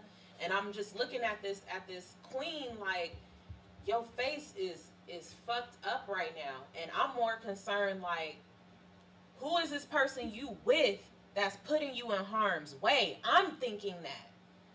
So if anybody wants to call in, like, the number is 310-955-4966. Man, even with her doing that, it's like you're changing. You didn't give yourself time to deal with it. If it was really that serious, somebody else can post it for you. Yeah. Like, not even on your page, and I'm not saying even posting you. I'm saying they would be posting. When motherfuckers go missing, they don't post themselves, hey, y'all, I'm missing. You know what I'm saying? Somebody else has to post that. Well, so when something is really serious, when a nigga dies, they don't post themselves, hey, y'all, I'm dead. When a nigga gets hit by a car, he doesn't post himself at the scene, y'all come find me. But some people don't know how to articulate that. They don't know how to articulate what happened so that they can control the narrative. It's like she had a following prior to Rich the Kid, I'm sure. You know what I'm saying? Yeah. So it's like you kind of want to get shit out there before people start trying to switch up and put a narrative out there about you that's not true. Do you really? Do you have to do that? Exactly. Like, no, but I mean, but look what happened with Drake and Pusha T. The nigga went on, like, after the Pusha T diss, the nigga Drake was like, went on and posted a screenshot of his notes explaining why he was in blackface and this and this and this and that. Now, to people that care about black people in the industry and getting roles and blah blah blah, yeah, that was important. But from a music standpoint, and from people that are really looking at you like as a fan of you, that looks bad. You know what I'm saying? Because it's like we really didn't need no explanation for that. Oh no, we needed an explanation. That for the blackface? Yes, that definitely got an explanation, especially now in the climate where everything's hypersensitive, especially regarding race. And you got to remember, this isn't your traditional black rapper from America. This is a Jewish, half white, half black rapper from Canada. No, but we still embrace him. We still embrace him as a black man. Some of us do. Some of us do. So you don't look at Drake as a black man. He's not. I don't think he's. I look at him for what he is completely as a whole. I'm not going to look at one particular part and highlight one over the other. What? Because he's my not point. Just one particular thing. He's a sum of all of his experiences. So his experience as a black man and his experience as a Jewish man. They're both experiences that he's lived that are separate but equal because they're both the point I'm trying to make is that people at the heart of an incident, at the heart of an event, people that are the victims of certain circumstances, they feel like they need to control the narrative, which they are open to do. Oh, yeah. They feel like they have to control the narrative before they let social media, the media, and their fan base control their narrative for them, which I'm all for. To use that same example, Drake flexed his power back in October of last year and did his controlling of the media and the controlling of the narrative. When the story first broke, only 2 news sources broke that he actually had a kid. He paid the major news sources to keep it quiet because he didn't want that news getting out, which is what made that whole diss a whole thing anyway, because everybody's like, what the fuck, that nigga had a son, we didn't know where'd that come from. But it was a thing. But it's like, But Drake has an amazing PR team. Yes, and that's I did not know he had a child. Yeah, but that's still controlling the narrative. But it's controlling the narrative when you have money and power, which is a completely different thing. Such as Donald Trump, our president. He's well aware that he has to control his narrative. Of course. Yeah. But that's what once you get past a certain level of recognition, you don't have a choice but to control everything. All right, Jaleel, I'm looking at it like this. If you don't have that narrative, as me right now, or your uncle, let me just say your uncle, or anybody, I'm not your uncle, but anybody's uncle, you feel like you gotta control the narrative. The whole family talking shit about you, not trying to see your son and not picking up your kids, so you go to Facebook and you make a whole big post. This lazy bitch, whoop, she don't let me come over and see my son, and da-da-da-da-da. And is that trying to control the narrative too? Yeah, but then or is that just exposing Father's Day was just yesterday. People that's what I said for Father's Day. I'm just like, cause it was niggas on there. Like, I seen niggas, bro, down in chicks like, real father. That bitch don't do nothing. Woo woo woo. But it be women on Father's Day do the same thing. No, on Father's Day. On Father's Day. oh yeah. It be women talking about, happy Father's Day to me. So niggas ain't shit. Do we feel like they're trying to control their narrative too? Why are we giving these other people why are you saying like some people can explain it and they're cool for explaining, but other people trying to explain it because they don't see everything that happens in your life. And it's the public eye that's the difference. The only difference is the amount of people that see it. The shit that happens in a family drama is still drama. Famous people go through the same shit that we go through. They just got more money and it's displayed more to the world. But the same old drama that you see happening to these famous people happen in regular people families. So are we saying that niggas got secret babies? Niggas got all of that shit. So are we saying that it's okay for us to post our personal lives like that and be that transparent? I personally don't think it is. I don't think you should post stuff like that. But once again, humans are sensationalists naturally. They're going to do what they feel is going to garner them the most attention if that's what they're seeking.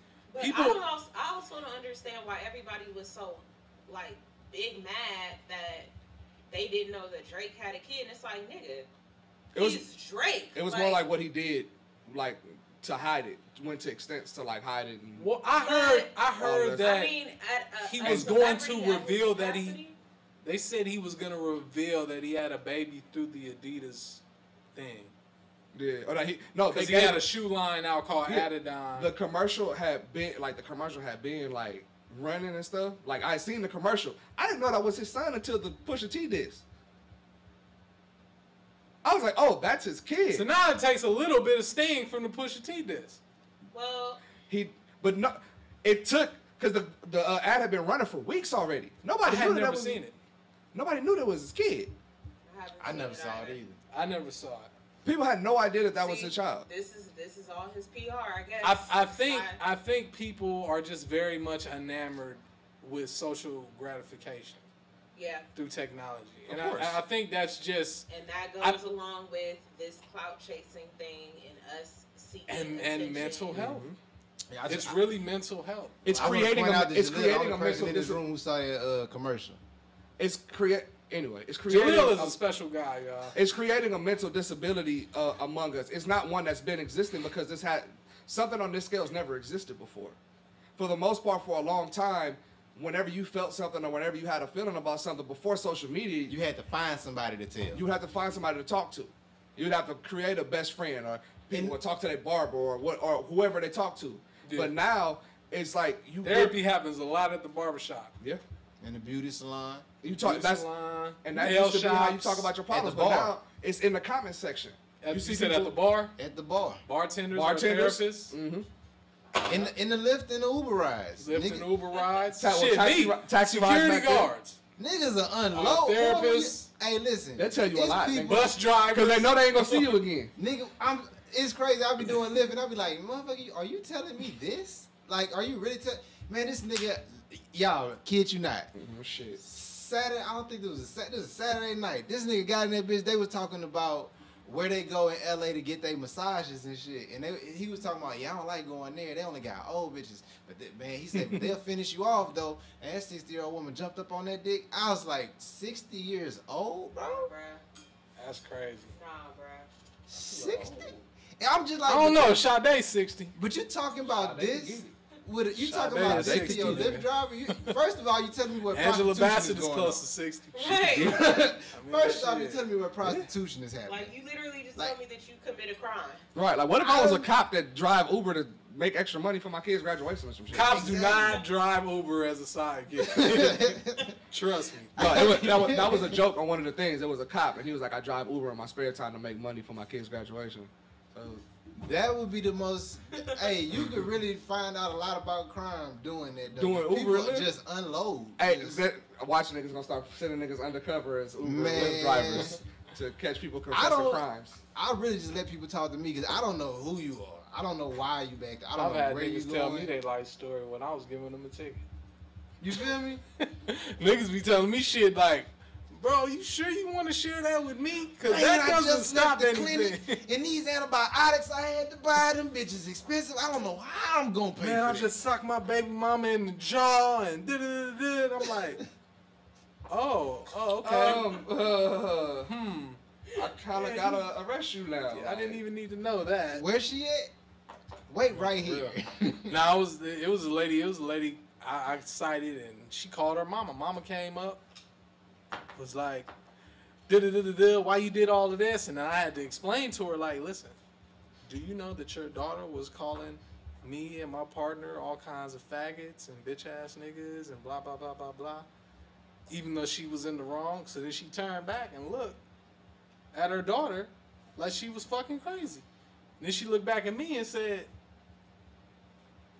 Will I go to jail if I slap the shit out of her? And I was like, well, unfortunately, because we're on camera, yes, you will.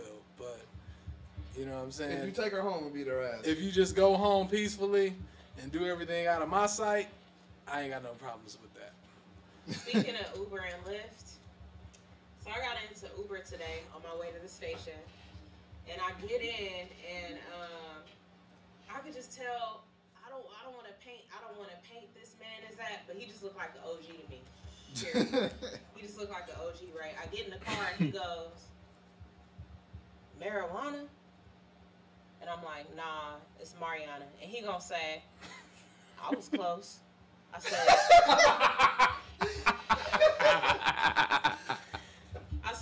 I was close. I said, nah, not really.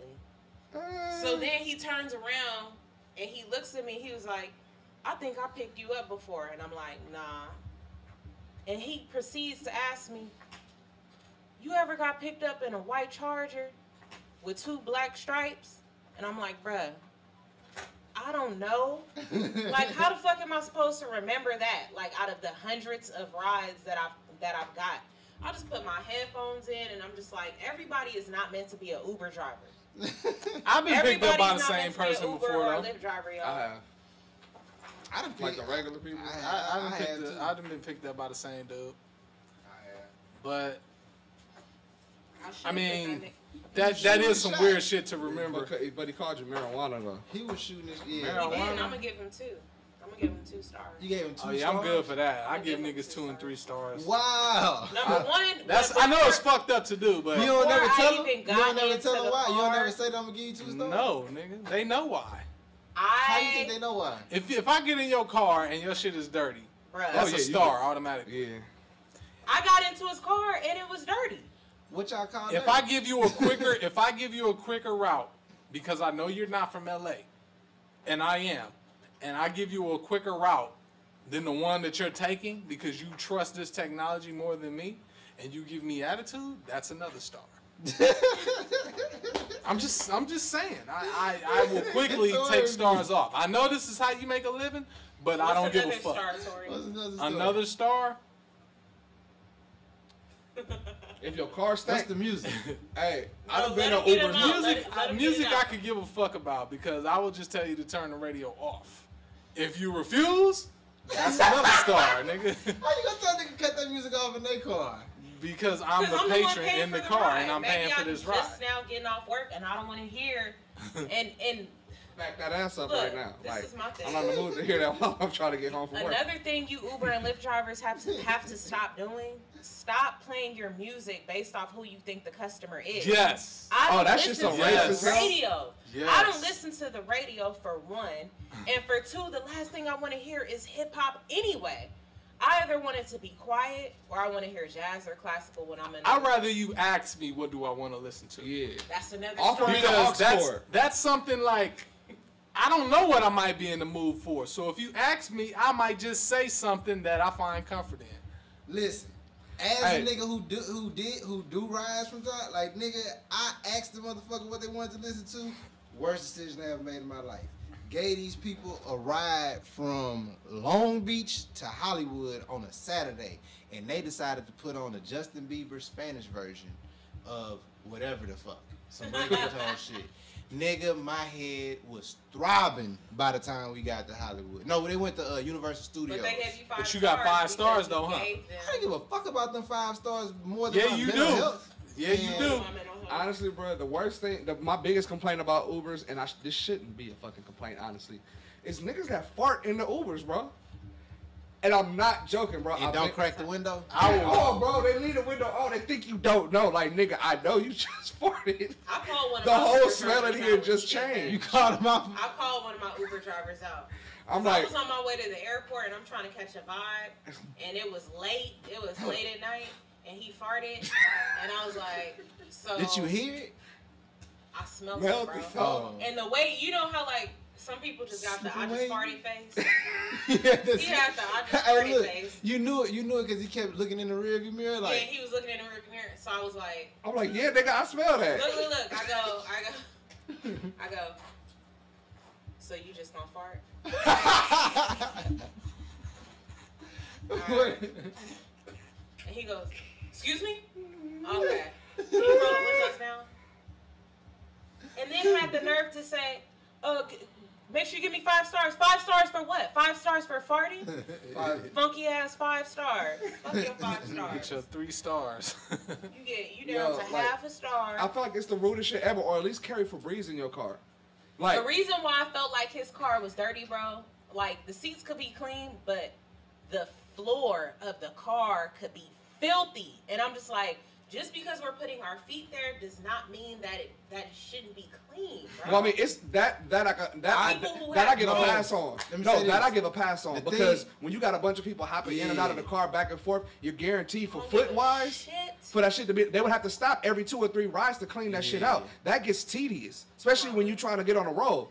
If the rest of the car's clean, bro, I don't want to hear. I know you take Bill, I don't want to hear your shit because vacuums are like 25 cents to $1, bro.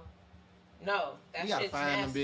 It's stuff that people have on their feet when they get in their car. I can't judge your car for what somebody else's feet bought in. And if you, I can judge you on how you keep the rest of it. Mind you sit in the. That's bougie. That's bougie. I'm like, I'm sitting in the back. He said that's bougie. Because I'm putting my feet down there. I don't give a fuck. My thing is, I'm sitting in the back of your car and you might not know. So let me tell you what I see, so you can tell me why I'm seeing it. I try to give people the benefit of the doubt. Like, they might not know something back here. Like, some people have left, like, you know, beer bottles or something in the back of your car, or just dump something in a cup holder, and you, as a nigga sitting up there, you don't know. Yeah, you might have been driving all day, so you're not Another thing that bothers me is when I get in, and the inside of the door is nasty. You know, like the handle part. It's all sticky because your kids are back there putting gummy bears. I got into someone's car where you could tell she had so many kids. She had like a kid's blanket on the back of the seat, and that was nasty. And I was like, no, I'm not getting in here, sis. I'm not getting in here. Hey, I've been in some cars. I've been in one. No, I'm not getting in here, sis. I said, I'm not getting in, sis. You got me fucked up. Because if I get in, I'm going to fuck you up. Because I'm pissed. You got this Powerpuff Girls blanket laid out. I got into one person's backseat. She dropped me off at this restaurant. I'm getting ready to go for the door. And she goes, no, it doesn't work from the inside. I said, and her car was dirty, y'all. But it was one of those broke days, so I couldn't really. Did she get out and open the door for you? No. She rolled the window down. Listen, her car was already filthy. So that means I had to scrape my ass across the other side. Slide to the other side. To slide to the other side and catch whatever God knows was in the car just to get out the other side. MJ is very germophobic. If you guys I am. You gotta get Uber XL all the time. So like, bro, look, I'm telling you, I'm real finicky like that. You know what I'm saying? I'm real finicky. Like, I just don't understand. Like, you drive an Uber and your car is dirty, like level 10 dirty. I can understand. Like if we know your car is dirty, you know your car is dirty. Exactly. You can't sit up and say every day that you don't get in this motherfucker and you don't look back and be like, exactly. Man, I need to clean this motherfucker. What's with the Uber Because I just washed my car, and when I was getting in the car to get over here, like my car was sitting underneath a tree, and there's like, you know how sap drips off the tree, and I noticed like, fuck, I just washed this car on Friday and it's sap and shit already on it. I hate that shit. And I'm like, it's I feel bothering like the me. OG who picked me up today just didn't give a fuck. Because he didn't give a fuck about calling me marijuana. He didn't give, like, it was so many fucks that he didn't give. It was, I almost felt like the nigga forgot I was in the back seat because he was coasting. Like, he was driving like I wasn't even in the car with him. He was up on people's bumpers. Then when people was cutting him off, he was getting angry. And I'm like, nigga, do you know I'm right here? My life matters. He probably just started. But no, he didn't because he remembered me. That's no, true. so he didn't just start. That's true. Yeah, listen. He was shooting his let me hit attention seeking and cloud chasing right quick because I want to ask y'all about this. Attention seek these 2 stars. Do y'all? She's still mad about you. She really is mad. Do y'all think that people should dress differently once they enter into a relationship? Oh, that's a great question, bro. Depends. Differently. Do you feel like, cause let me premise the question. When you meet a girl, or it's girls on Instagram who post certain pictures and wear certain things, and you might like them, or you meet this girl at the club and she had on something and you liked her, and you like, all right, cool. You got at her and you like that. Then now y'all together and she want to post certain pictures or wear certain things. You kind of like, in your mind, you kind of like, like why you want to wear that? Like why you ever put that on? She like, I had this on when you met me, but I'm saying why you want to wear it now? I got an answer for that. You ever heard the saying, dress for the job you want, not the job you have? Yeah. Most of the time, and I'm going to compare it liking to this. If you dressing like you single and you trying to catch some attention, once you finally catch somebody and you satisfied with the person you caught, then you don't need to dress like you single no more. Once you feel... What does dressing like you're single look like? I don't... once again, this is how I used to think because I had to change the way I thought because clearly it's socially unacceptable for me to expect something from another human being. So I'm a preface this by saying that because clearly that is not the thing to do nowadays. You cannot have your own preference on things because it will make you a pariah. But exposing your goodies, got the coochie cutters on, all of that extra shit, whatever. Coochie cutters. You trying to draw some attention. It's going to garner attention, right? What if I like dressing like? What if she likes dressing? And then if she like dressing like that, the dude that's getting with her got to be able to accept that. I mean, sometimes I like to wear sweatpants and pop one of those little powers in or rhino pills and wear my dick print. No draws. All right. That's seeking attention, I guess. And that's what I'm saying. Like, if that's how you dress naturally and that's what you do, then do that. And whoever you get got to be able to accept that. But if you get somebody that don't accept that, then maybe you shouldn't be with them. I feel like my thing. I can agree with you, but I'm using the arguments that I feel like some women would make or some men would make. Me and MJ was talking about it, and I say like if as a guy. If her dude was like, she say, oh, could you run to the store and get some toilet paper? We need some toilet paper. He said, all right, I'm about to go. And this nigga goes and throws on a fit and brushes his hair and sprays on cologne and hits his lotion and all that and picks his beard and then jump in the car. Like when he walking out there, you're going to be like, where you going? She would ask, where is he going? What is why all you that for? Bitch, I'm going where you just instructed me to go. Yeah, I'm going to the store. And she be like, well, why you doing all that? Well, I do that for me. I like to smell good. I like to look good. I'm a fresh nigga. I like to do that for me. And shit. Women would not take that shit. No. But at the same time, I feel like... They probably would. You think she would? Depending on what kind of woman. I've dated a guy. Depending on what kind of woman she is, she wouldn't have a problem. Yeah, I've dated a guy who was very metrosexual, and he was kind of a germaphobe. So y'all was clicking. We could go down the street to the drugstore and he was extra'd out. Not necessarily like, oh, let me put on my name brand, this and this and that. But he was very particular about his appearance when he went out, and he would spray cologne on and stuff like that. But that's really who he was. And to answer your question, Cliff, like, let that woman dress how she wants to dress. And the thing is, like, we have to have more, I think that we have to have more trust in our relationships to say, my woman can look any type of way, and if she catches attention, I trust her enough to know exactly where home is. You know what I'm saying? So. But what if it's something so basic as you just don't want your titties and your pussy on display? Just a woman does not have to be having her titties and her pussy on display to look single or to be sexy. It's not a looking single thing. It's not about a looking single thing. It's more literally strictly to the point. Why are you showing the goodies off? This is what I want to say. I could wear certain shit and be completely covered up, and I've caused attention just based off my shape. Exactly. So if you have all the time. Exactly. But I guarantee if I walk out the door with the dick print in my pants cut out, it would be an issue. Bro, it's different. MJ, hold on, Jaleel. Let me say the double standard? It's not a double standard. Like what clothes are made for you to have your dick out, bro? Like on clothes weren't always made for that, but we can start making the shit. But MJ, this is what I'm saying. What I'm saying it's the same thing. You said that you could get attention.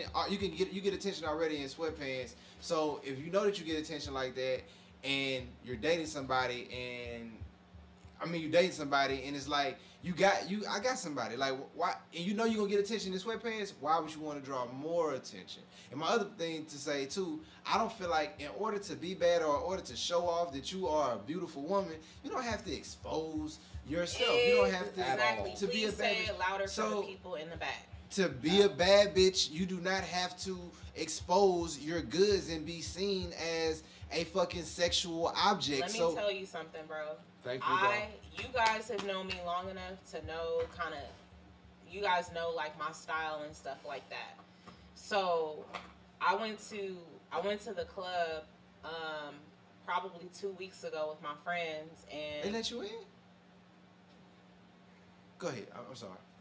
Anyway, I went to the club, and sweatpants are like trendy right now. Like you can dress up sweatpants. That's what I believe. But sweatpants are trendy. But the club, it was like more of like a casual event. It wasn't super like dressy, upscale. So I wore sweatpants, and then I wore kind of like a leotard thing. To me, you could still see my shape, but it wasn't really. I was in sweats. You know what I'm saying? And niggas were on me. Like, niggas, like, there was a nigga who was particularly, like, why are you making that face? Are you surprised? MJ, continue, man. I looked at Cliff. No, it's the face you made. What was the face I made, MJ? What were you thinking, Tori? Nothing. I'm listening to your story. Anyway, it's like he was shocked that, like, why are you shook right now? Might not have been the only one. I had a dude come up to me, and this was, like, low-key weird and disrespectful. I had a nigga come up to me and say, yeah, I see you kind of thick. Thick thigh. He kind of sounded like Cliff, though. he sounded like Cliff. He's like, yeah, I see you kind of thick, this and this and that. You saying Cliff sounds stupid? That's what she said. She said your words, not mine. Look, my point being is, I don't like, bro, I don't think that it's why do you want to dress? Why do you want to show off more? Why do you want to do this? Like, you guys complain when the woman doesn't. Like, when you guys are in a long relationship, you guys start to complain, like, how come you don't put this on? Or I'm going to give you. This and that. I'm going to get. Listen, let me say this. I'm going to get. Listen, I don't want to. I can say. People get comfortable. Y'all get comfortable. Women take this how y'all want. You can call me sexist or whatever. But I'm going to tell you something. If you want to get a nigga, you want to keep him, I'm going to give you some advice. when you get a guy and you get a man that revealing shit that you seen that you always wanted to buy, but you like, girl, I'm scared to wear that because it's like I might look like a hoe in that. Like I'm scared. Buy that shit and wear it with him. Wear it when you're with him. And when you go out by yourself or he sees you going out, put on something a little bit more conservative, but still be bad, but don't have all that out. And the next time you would, I'm still be bad. Still be bad. But when you go, the next time, but every time you go out with him, when you do go out with him and he takes you somewhere, it's gonna make him want to take you to better places. It's gonna make him want to show you more. It's like he. It's not even the validation. It's not even the valid. It's not. What about the first date? The first date. I need answers. How should a woman dress for a first date? What's a good? And that's kind of hard to gauge, right? Because it depends on where y'all going. I don't think niggas care about that. About what? I don't think men care about how women dresses on the first date. Nah. Yeah, because it's all depending on where you're going. I feel like it's everything for women. Because they want the nigga to be sharp. He just not talking into the mic. Mic, bro. Oh, shit. But no, I know they heard me, though. I could give a fuck how you dress on the first date. Yeah, I can't even remember I do remember, like, first dates what girls had on. Sometimes. I remember, but I never went with no expectations. Right. Like, I hope she don't look like a slut when I meet her. Yeah. Like, I honestly, and that's what I said. What's so funny? You said that shit so hard, bro. I hope she don't look like a slut when I see her. Like, it's like, who said slut, bro? Like, I'm just saying. I feel that shit, bro. Do you have any pictures of this leotard and sweatpants? I don't think I took any pictures, but I was cute. I don't think niggas can miss the fact that MJ is thick. I feel like MJ can go in there with it's always some overalls on, and niggas gonna be like, no, she thick. And you guys want to know what's so crazy? Women can wear something where, like, literally your body, like, your titties are not, your cleavage is not exposed. Cleavage. What the fuck is cleavage? Like, is that like Cleveland cleavage? Like, you guys know what I mean. So that's what LeBron's wife be giving them. Cleavage. What is it? Cleavage. Cleavage? Yeah. Yes. Not What cleavage. Cleavage. Okay, so yeah, you guys know what I meant.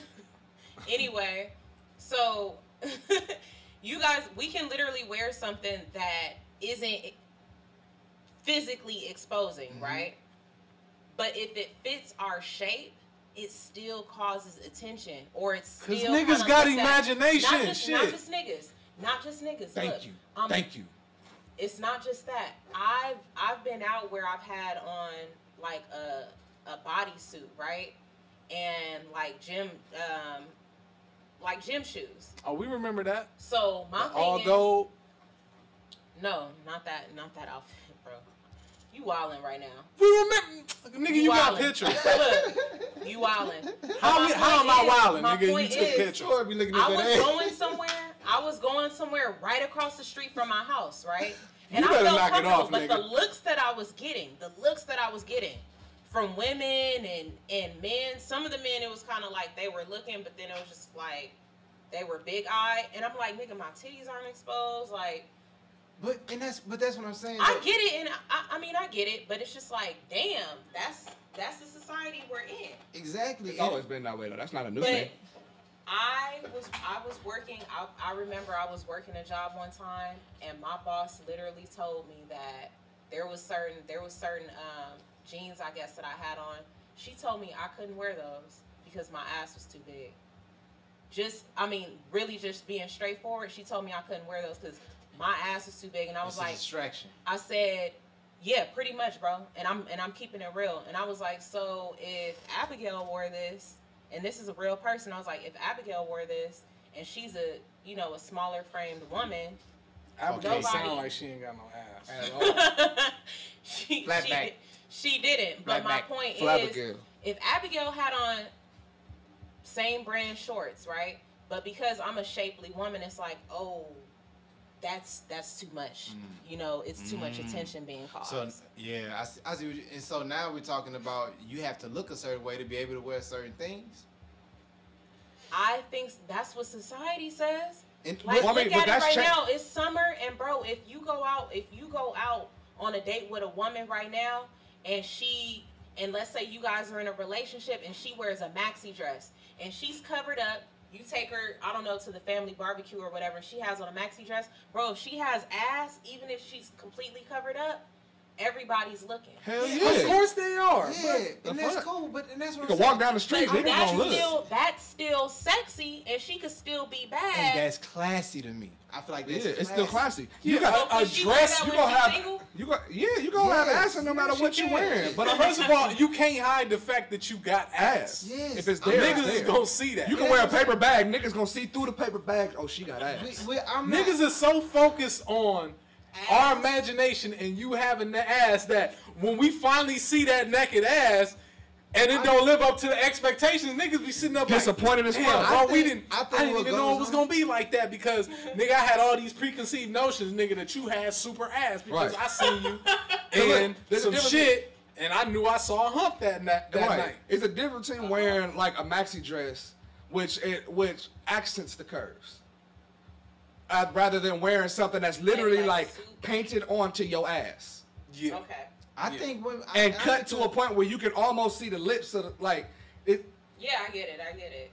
I think a lot of times women confuse men saying stuff about what they wear, just making a statement, as men trying to control them. Like we are not trying to control at all. We are telling you and letting you know. It's like, I feel like niggas give all of the warnings and all of the sayings, and we've been throwing it out here for years. Like, listen, when y'all wear certain things, we do this. We don't know why. We're telling y'all. We are wired that way. We're telling, and we're not excusing it. We just saying, we're letting y'all know that when you do this, we feel a certain way. So, as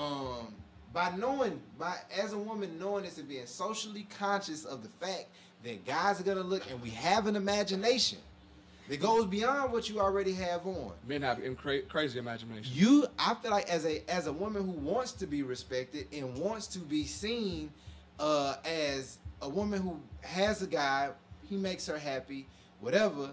I think you don't, just how you said, I'm not asking you to hide your features.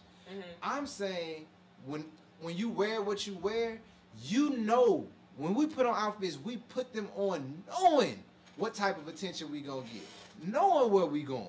My mom and my dad told me growing up, dress how you want to be addressed. They always said that. They always said that. And I just happened to fall more in love with vintage and kind of like men's clothes.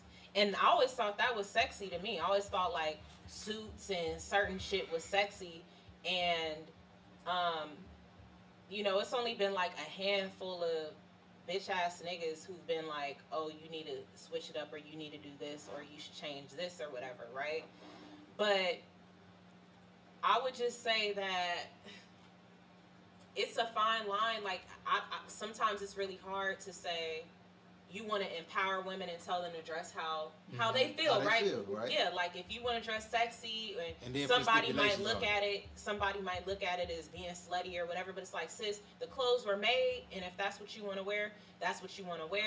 But on the other end, my personal taste is I do dress how I want to be addressed. So, you know, there's certain things that I wouldn't do as a woman. Like, I'm not about to walk around not having a bra on. Like, I'm very conscious of my shape, you know what I'm saying? And I'm conscious of my surroundings too. So it's like, I'm not gonna be in a room, I'm not gonna go to a function or to a certain like environment where I know there might be a family and my titties are out. You know what I'm saying? I'm okay with that. Look, see, you're okay with that, but again, just like you said, men have imaginations. I could be in front of somebody's uncle, somebody's grandparent. I could be in front of a fucking predator. And that doesn't mean that and they're gonna see that shit like. That doesn't mean that, oh my gosh, I should cover myself up because of who he is. But again, as a woman, it's the standard you hold yourself to. Exactly. Like growing up, a woman, it's just certain things you're taught as a young lady that's like, you want to be safe. Do you feel like some girls haven't been exposed, some women? Because like I say, I hate to make this go towards women all the way like this, but I honestly just think it's something that we need to address because I just notice it more with Fashion Nova and all the other kind of things. These brands is coming up that are more revealing for women. Do you think that they have been raised? They haven't been raised around seeing what respectable women look like, and it's been a cycle of them just seeing women seeking attention because they need their bills paid. They need stuff to happen for them. They need to be taken care of. Exactly. I think it's a whole mixture of that, and I think that self-esteem is at the forefront of a lot of issues that these girls are having. I was speaking to my best friend recently, and I told her, imagine if we lived in a world where every little girl was told that she was beautiful and that she was told she was told that she was enough by men, right? And not one single girl was ever told she was ugly or there was something wrong with her body features. No girl will be putting a knife to her skin. And I'm not downplaying women who want to enhance their features or change something about themselves, but I really don't believe that you do it for yourself. Because if you had enough people in your life to tell you, sis, if you ain't got any ass, it's okay, you still beautiful. There's so many women right now who are slim, who are considered bad right now because they're slim, thick, and they're shapely, but they're skinny.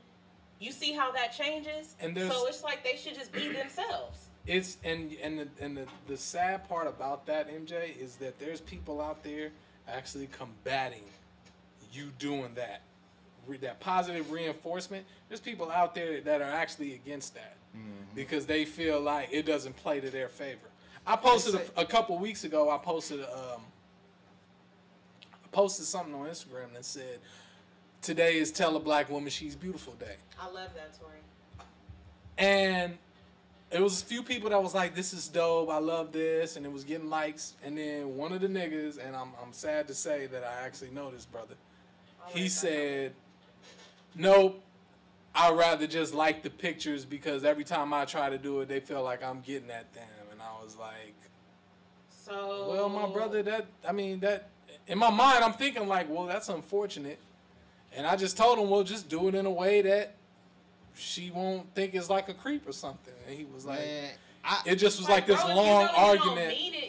If you know you don't mean it that way, just keep it pushing. And get out your feelings, nigga. Yeah, basically, towards the end of the conversation, he said, "Let me leave this nigga alone because he trying to portray like he the good guy and this and that." And I'm like, you obviously, you know what? You sound like the type of nigga, and I hope I know him personally too. You sound like the type of nigga who has been rejected multiple times. That's exactly what you've been rejected multiple times.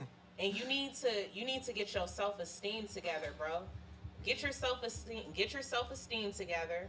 And just because it's social media, everyone's putting on, okay? Even the woman who might not want to be called beautiful in her comments, yes, she might think you're thirsty, but maybe she thinks she's ugly on the inside. Man. Or maybe you're not the man that she wants to hear that from. So get out your feelings and act like the king that you should be. Exactly. We gonna wrap it up, but I wanted to tell y'all too. Say what I was gonna say. What? Go ahead. No, it's okay, bro. You know you want to get it out, Lil. Go ahead. Just saying, I wanted to make a point because you were talking about the Fashion Nova and the clothing, and I wanted to say like one of the things that I love about this whole thing is the body positivity. I love the fact that big women are being able to express themselves and show themselves and not be ashamed about it. And be fly. And that's where I wanted to go. Always been fly. Yeah, like I've always loved big women. That's what I prefer. You know what I'm saying? Wash under them folds in the summer. Definitely. Hey, I got a rag. What's up? It's something sexy about a big woman that smell good though. And dress fly, man. When you lift up that fold and you lick it and it still got the. Well, I probably wouldn't lick under the fold, but okay, but that's not my perfume. My point was. My God, my point was that shit almost made me forget that there comes a point where there's a line between me accepting you for what you look like and you literally just exposing yourself because you think sexuality is confused with acceptance. Exactly. And I just want y'all to know, like, we can accept you for your body and you ain't gotta show everything. That's not what respecting you is. Respecting you is saying, I understand that you're a woman of a certain size and I love that size. No matter what the fuck you wearing. And ladies, you don't have to just to kind of close what Lil was saying. You also don't have to be so revealing, because some of the women that I've been surrounded by, they think that they're empowered by wearing certain shit or wearing certain shit or lack thereof. But to me, I'm looking at it as I believe deeper than that. And I believe that it's something within you. It's something within you that's either missing or whatever it is. And ladies, you can wear a big t-shirt or baggy jeans or whatever and still be sexy. I'm more the type of woman, I like the surprise factor. You don't need to see everything that I have. You know what I'm saying? I like to leave things to the imagination and just keep it pushing. Right, but when you peel them pants off. What I was about to say was it's interesting. My roommate has a niece. She's like probably like three years old or whatever. And it's just, I always tell her every day, I'll be like, you need to say, I'm beautiful. And I make her say, I'm beautiful. I'm beautiful. That's good shit, Make her bro. say that. You know what I'm saying? That's good shit. And it's like, I'm glad I got this nigga to call a homie, man. Yeah, like you really gotta tell little girls to tell themselves, I'm beautiful, I'm beautiful. Yeah, it's gonna stick. Put that on them, and it takes no effort at Yeah. all. Nigga. It's as simple as really just saying simple.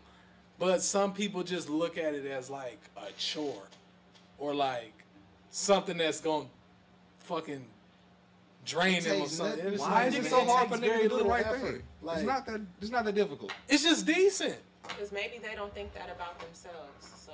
Well, y'all, we got to get out of here. Anything, because we really pressed for time. Anything y'all want to promote? Or we July 20th is the Next Push Experience LA event. It's called The Lockout. It's a function. Again, July 20th is the Next Push Experience LA event. It's going up. It's very black and white. Just come and function. No heels necessary. Bam. Follow me on Instagram and Twitter. It's T-Rich. It's _T with 2 E's _Rich. Hey, nigga, we ain't done yet. Sit the fuck back down. What you doing? Jaleel? It's your boy, Young Lil, a.k.a. Young Lily, the Black MacGyver, Mr. 420 himself, all that good stuff. What do I have coming up? I can't remember. Find out next week. Tune in. All right, y'all. I want to thank y'all for tuning in, man. Y'all already know Real Cliff 225 on all platforms. Make sure y'all following the show, Cliff Notes Radio. Make sure you tell a friend, share the episode. We will be posting highlights. Y'all make sure y'all following us and telling people. 310-955-4966 is the number to call in while we're live. Love y'all. If you have music, send it in to cliffnotesradio@gmail.com. Make sure that you give us consent to play it. We thank you. And Cliff gonna adjust his collars next week. I swear he is. Cause, Why you always got that raggedy ass? Man, get us off the motherfucking air. No, we better show all of this shit. See y'all next week. Hit the button.